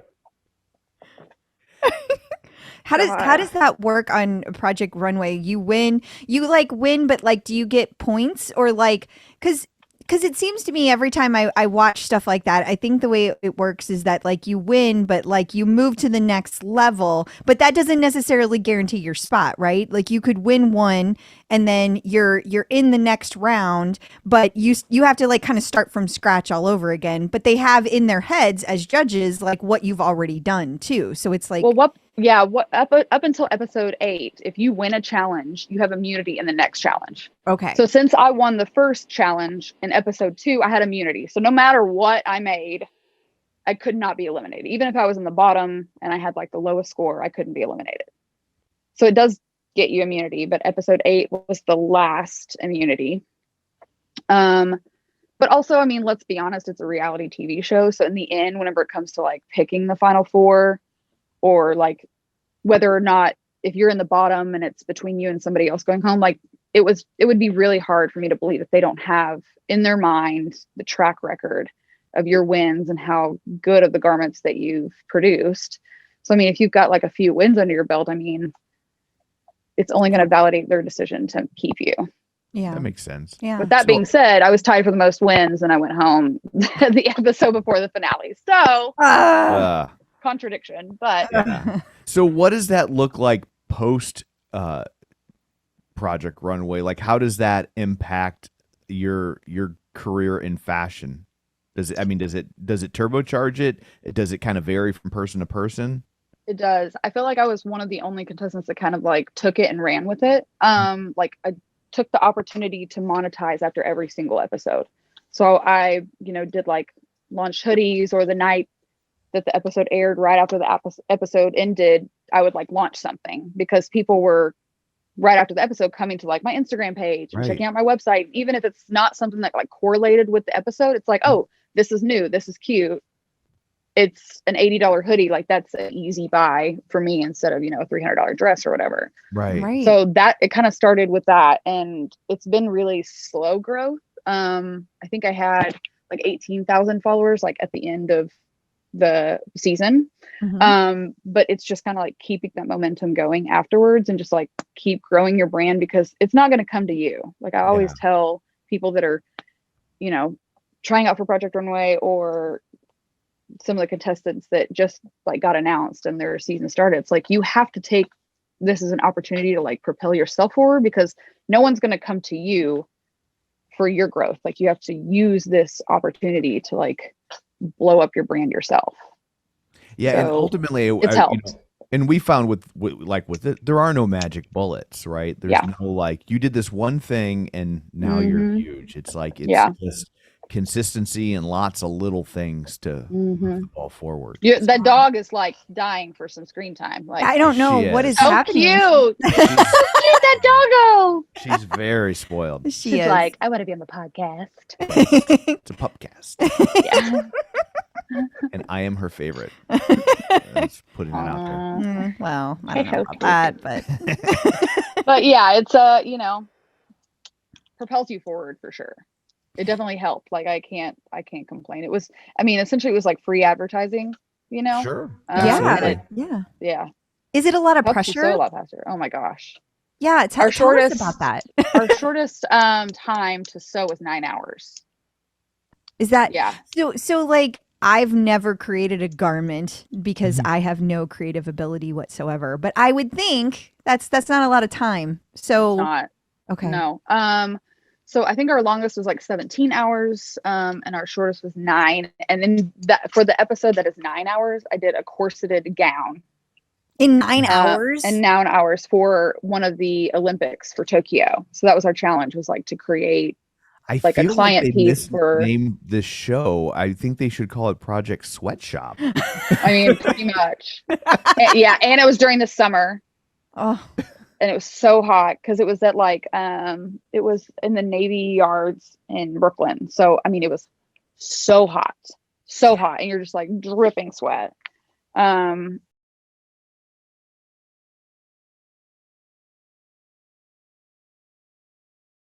yeah, it should be called that. No, it's like so much pressure because you want to do really, really well. You want to get as far as you can, but you also don't have any time to like second guess yourself.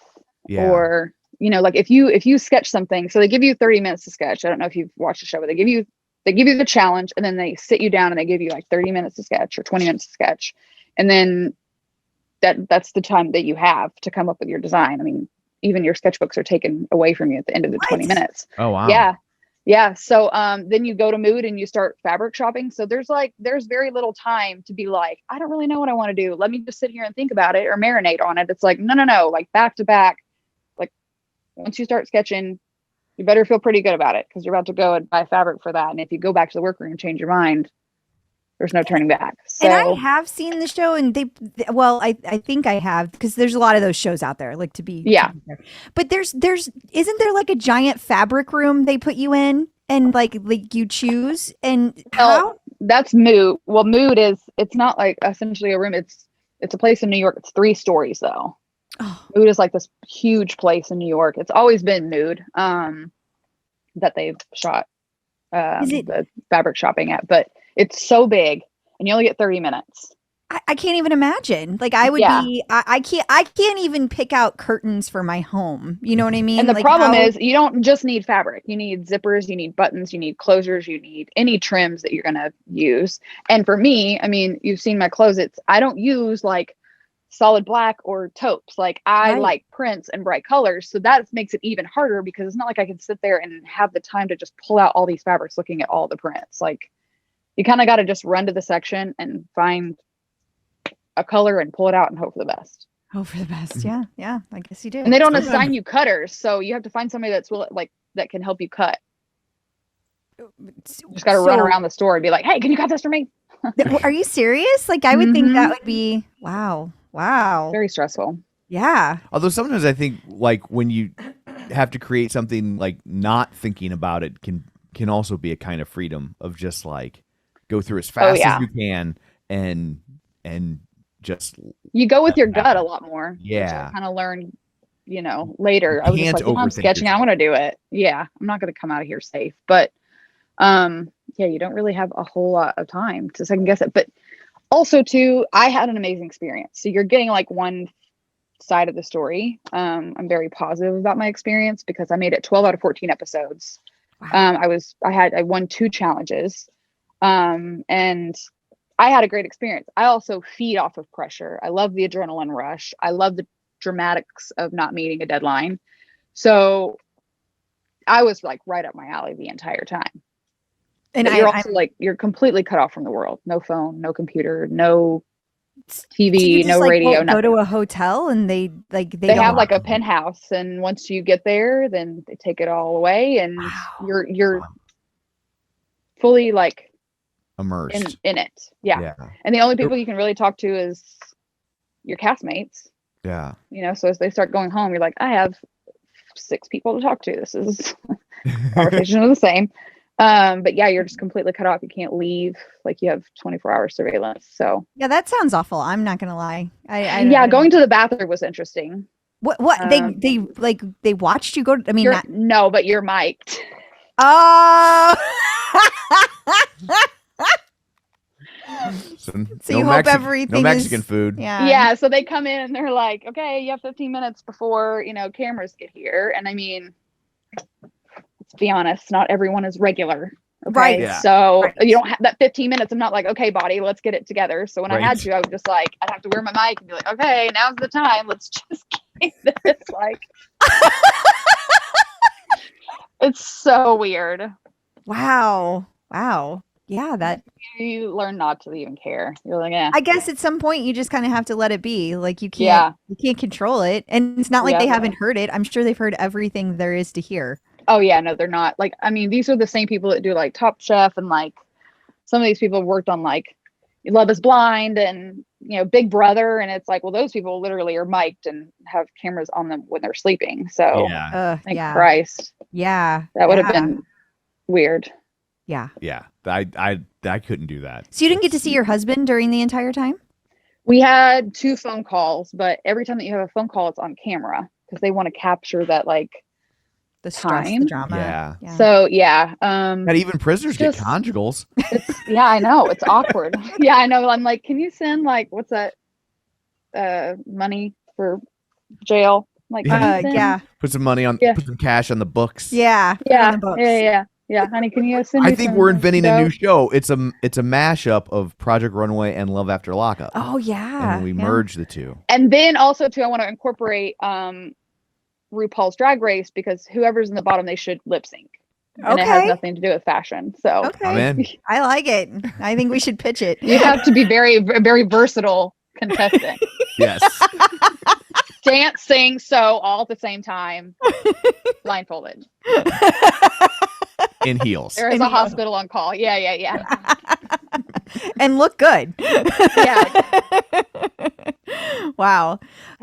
So I know I didn't prepare you for this, so feel free to say no, but is there anything that you can show us that you are working on that isn't like confidential? Is there, because like I love your designs and there's people out there that may not have gotten a chance to see the stuff that you do. Is there anything sitting around? Right now we're doing a lot of orders. We've had so many orders this year. I just launched this new fabric, which is called like Venom. I think it was last Friday we put it up. I have to shoot it. I have to shoot it because you can't, it looks like it's just color. silver on taupe, but there's a rainbow like sheen you can see every now and then. So when I take this outside, so I have to get like a photographer, because I'm like, okay, my iPhone photos are not cutting it with this. It's not picking up the true versatility. It's not. It's so amazing and it's so stretchy. Like it's so good.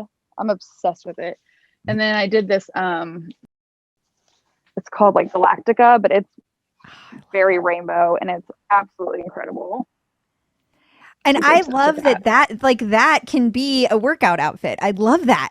And I also you can wear that with the bra or something. Yeah. And I also love that you have different styles of bras. There's a lot of companies that they'll only make like one or two styles of bras. And I like that you have a variety, because not everybody there are a variety of boobs. Yeah, there are. Not everybody wants to wear the one shoulder. I know that's right. Sometimes some people have two different size. Right. Sometimes there's a variety of boobs within the pair. You never know. You never know. Yeah. Yeah, I love it. I love your stuff. Thank you. Thank you for being. I mean, we're learning a lot, and everything that we make, everything that you find on our website when it comes to athleisure or any other ready to wear stuff, we sew it here in house. So, I mean, our machinery is a little bit more limited than just like a large manufacturer in New York City, but we just introduced, which Tom, I mean, you might not relate, but every woman out there is like so excited that we now have the crotch panel. Yes. Yeah. What does that mean? That means that there's not this like huge seam where all 4 points meet that are just camel toe. Gotcha. Camel toe. Yeah. Okay. Riding up. It's like a flush flat surface. Okay. So it makes it the hoo-ha. It's cups. Yes. Yep. It's nice. Cups the goods. Yes. Yeah. So we did that, but I'm trying to like introduce stuff very slowly, like looking at other activewear and not taking any design ideas from anybody, but just trying to figure out like what people want. Like people want a pocket in the leggings. So I'm trying to figure out how to do that. And then I really want to do like a bra that is on our list, high impact.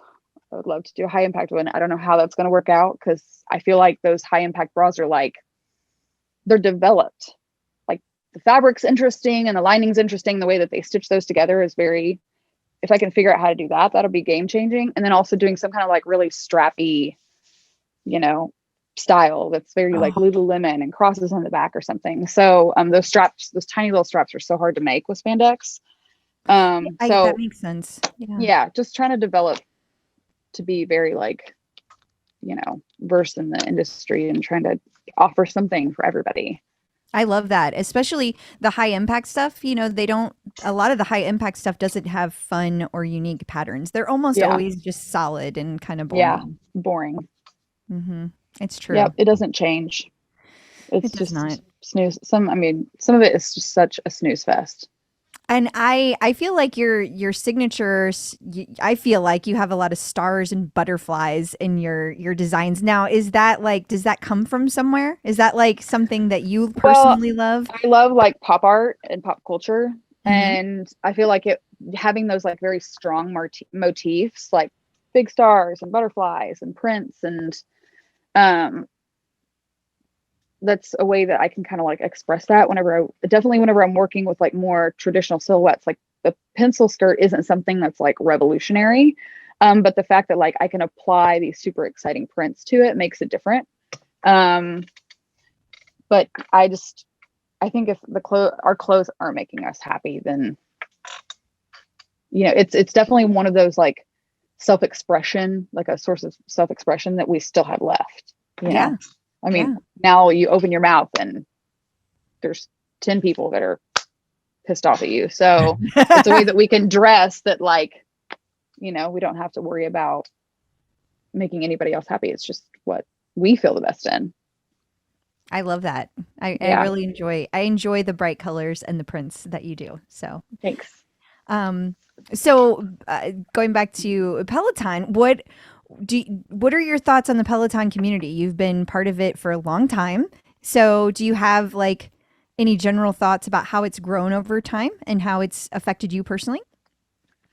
You know, I've had nothing but good like experiences with Peloton. My bike has, where's the wood? This is not even hardwood. It's like that laminate. Bike's never broke. I never had a problem with, you know, my touch screen. And also I ordered it in 2017 before Peloton was like the thing to do. So when I ordered my bike, I had it the next week.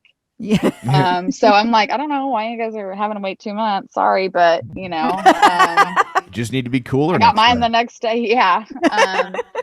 Just invest in the company at the right time and, you know, you'll make a fortune. But yeah, I love the community because I've been in it for so long, but I just recently joined all these Facebook groups, which has been very eye-opening. There's so many people that just like complain about the smallest stuff. Right. Yes. But overall, everybody's super supportive and wants to see you succeed. And it's like anything. It's like Project Runway. It's like Peloton. It's like, I mean, just like people in a specific city, like you're going to get people that come through these like Facebook groups and will just get really happy behind the keyboard and think that they could type whatever they want without any, you know, repercussions. But overall, I just feel like it's a place for positivity, and I haven't experienced much of the negative quite yet. Stay out of the official one. So. Oh, it's a dumpster fire. Yes, it is. Mm-hmm. Absolute dumpster fire. Insult to Yeah. dumpster fires. Yeah. Dumpster fires it's another one of the class action lawsuits against Have a Peloton purpose. from dumpster fires that wish to disassociate. It is a lot. It is a lot. Yeah. It is a lot. A lot. And do you Everybody have on that official Peloton group thinks that my bras are too pricey, and I'm like, they're hand sewn, and also like, I don't know what to tell you. Go to H&M and get a bra. I guess I don't really get that because it's not that much more expensive than a Peloton bra. So And like Lululemon leggings are $108. So yeah. I guess I don't. Yeah. If you put a price on something, someone will tell you that price is too high. It's true. It's true. It could be free and you still could get rid of it. Oh yeah. Yeah. Yeah. There will be somebody to complain. Absolutely. Yeah. My father-in-law has always said, like, if you want to get rid of something, don't put a free sign on it. Put like $20 on it and it'll be gone in like the next day. They'll just come because nobody's going to be happy with any price. Yeah. It's true. It's true. You're like, oh, well, you're giving your work away for free. You know, is it cheap? It's like, is there a good price point? Really? Yeah. I book concerts for a living, and sometimes I'll do concerts where it's like, I'll build it where I'm like, oh, I want to have like a $20 ticket. These prices are too high. And I'm like, yeah, you can barely go to the movies for $20. Mm-hmm. Yeah. What are you? Oh, you can't go to the movies for $20. Well, in Missouri, you can. Yeah, in Missouri. No, I mean, we just got Avengers Age of Ultron, but the devil is alive. You were lying. Yes. That's his sarcasm. Yeah. Oh my! She was like, "What?" Bless you. So, do you have a favorite Peloton instructor? I mean, of course. I know so many of them. So there's not one that's just not the absolute just treasure and salt of the earth that's just too pure for us. But of course, Jess King is always holds a very special place in my heart. So love her. And I like it because I'm weird and she makes me feel more accepted because she just, she puts it all out there.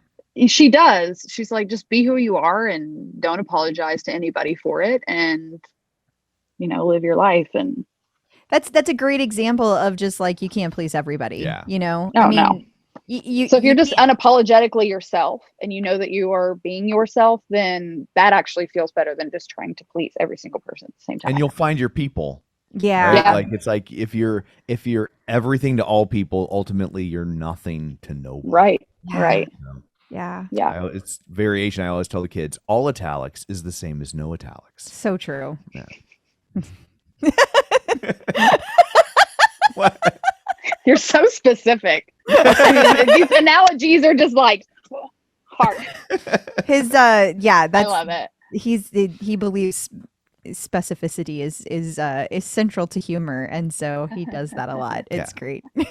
Right? If you're gonna have a punchline, which is funnier, like, oh, they threw a candy bar at me, or I got hit in the head with a Snickers. I mean, Snickers is gonna win. Yeah. Then. Snickers is funny. Yeah, you get the hard definitely. K in there. You get the it's specificity. That's Tom's I love comedy it. lesson. I love it. That'll be written on your tombstone. Yes. Died Yes. by getting hit in the head with Would you rather have a candy bar? Would you rather be hit by a candy bar or Snickers. I mean, they really satisfy. Tom once said, Yeah. If we're doing a Tom once said, that's not going to be the one that ends up No. on the make headstone. t-shirts. Uh, I'd rather yeah. be hit in the head It'll with be the Snickers. hoarder joke. It will be the hoarder joke. Tell her the hoarder joke. I So- have to know the hoarder joke So now. the older listeners will remember this joke. I was talking about my ex-wife, and we were talking Who's about truly terrible. yeah, You need to she's know that. not a good human being. And There's the T. yeah, and I just said like how full of like garbage my house was when she finally got thrown out, and I was like, she was a hoarder with a capital W. So Holy shit. I'll never spell hoarder the same. you won't. I know. You won't. I need to put that in there as like my type. Like, do Yeah. not. Oh my God. So That's me. No. Stop. I mean, I hang up clothes on Peloton. Like that is just that in Urban Dictionary. yeah, maybe not the W. Someone who so Yeah. I Yeah. mean, you never know. Okay. Well, I If mean, the shoe fits. Okay. no judgment here. Hey, whatever your arrangement is your business. Exactly. Yep. We Exactly. did not have that arrangement. It was not okay in this circumstance. Well, that's very interesting. Yeah. So That's fantastic. Yeah, things are much better now. Yeah. Yeah, I feel like I've known you for years now. So are you comfortable sharing your leaderboard name with people, or is that something? Oh yeah. Yeah. So my leaderboard name is Oh Hey Brittany A.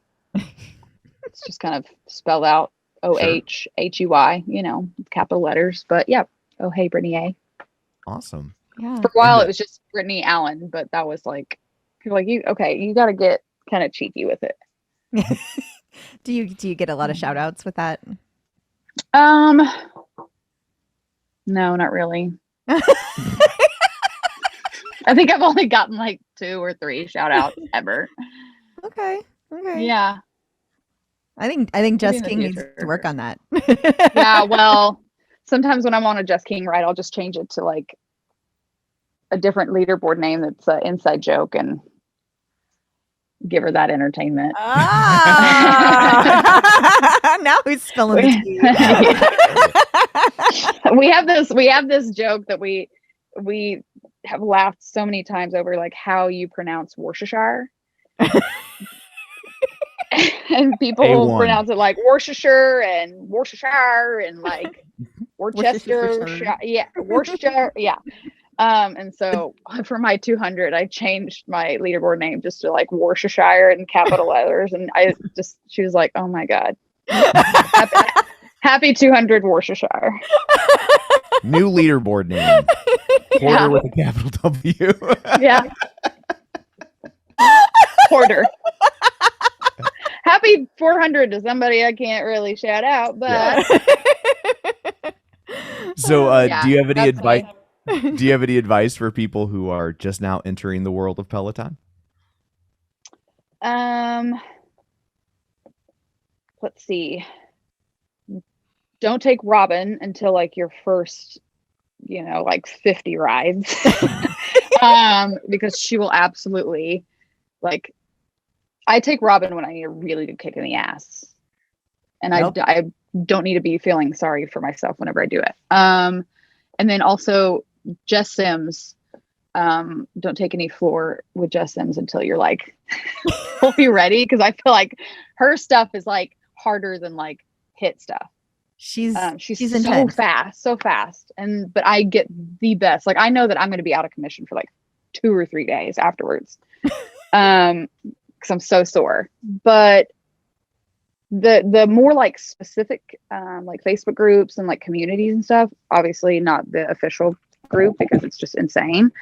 But like finding your niche group, whether it's like Peloton Moms or the Jess King Collective, or whether it's, Kendall's Knockouts or something that's like smaller that are people that have the same interests as you, like find one of those groups and like just post on it and ask questions, because everybody's been so like willing to answer the questions with like actual just like explaining, or they'll post links to how to do this or how to do that or what to keep in mind. So if you can find that like niche group, Facebook group, or a way to like reach out to the community, like do that, because it will save you a lot of just like, not that you don't want to get on the bike and explore, but you also don't want to waste your time taking rides that aren't going to benefit you in the best way possible. So I find that those groups are actually really helpful. I'm part of the hardcore group. It's changed everything. I've been doing that since August. And I've lost like 4 inches on my waist. I've gained 1 inch in my butt, and that's huge because it imitates like a bookshelf. It's just like flat, completely straight, nothing. Like bless. There's no like forever. My measurements and my waist and my hips were the same measurement. I cannot make that up. And so my butt is 1 inch bigger, and I am absolutely #blessed for that. Thank you, hardcore. But it's just finding those like accountability groups, but also people that you can just like bitch to and ask questions and get information from, that it will help you like so much knowing that you're not alone. Because I mean, it can be very like secluded. I mean, you're at home, you're on the bike, and yes, you're looking at a screen, but you and I both know like it's a one-way mirror. And so it's nice to know that people are like simultaneously doing the exact same things that you are. Absolutely. So yeah. Cool. Well, thank you so much for taking time out of of course, of sewing to join us. We greatly appreciate it. It was fun. Before we let you go, remind everybody where they can find you and all of your things. Okay. So again, my leaderboard name is Oh Hey Brittany A. Brittany is spelled the correct way, Brittany. You sound like Crystal. She's I say that all the time. She's like, it's no, Crystal. it's not with a K. It's spelled the right way. Yeah. Crystal with a C. That's right. And then my website is shopbrittanyallen.com. But if you find me on Instagram, it's brittanyallen.atx, and you can find my links like through Instagram. So yeah, that's where I'm at. I try to stay off Facebook as much as possible. And I'm not on Twitter, because that is also a dumpster fire. It is. It's an angry bunch of hoarders with a W. So yes, angry dumpster fire. Yes, it's awful. Reddit's even worse. So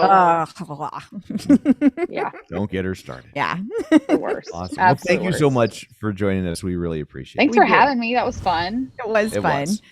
Clip out. So I guess that brings this episode to a close. Until next week, where can people find you? People can find me on Facebook at facebook.com/Crystal D. O'Keefe. They can find me on Instagram, Twitter, the bike, or of course the tread at ClipOutCrystal. And you can find me on Twitter at Roger Kubert or on Facebook at facebook.com/Tom O'Keefe. Find the show online, facebook.com/The Clip Out. While you're there, like the page, join the group, and of course, don't forget to follow our YouTube channel at youtube.com/The Clip Out. So that's it for this one. Thanks for tuning in. And until next time, keep pedaling and running.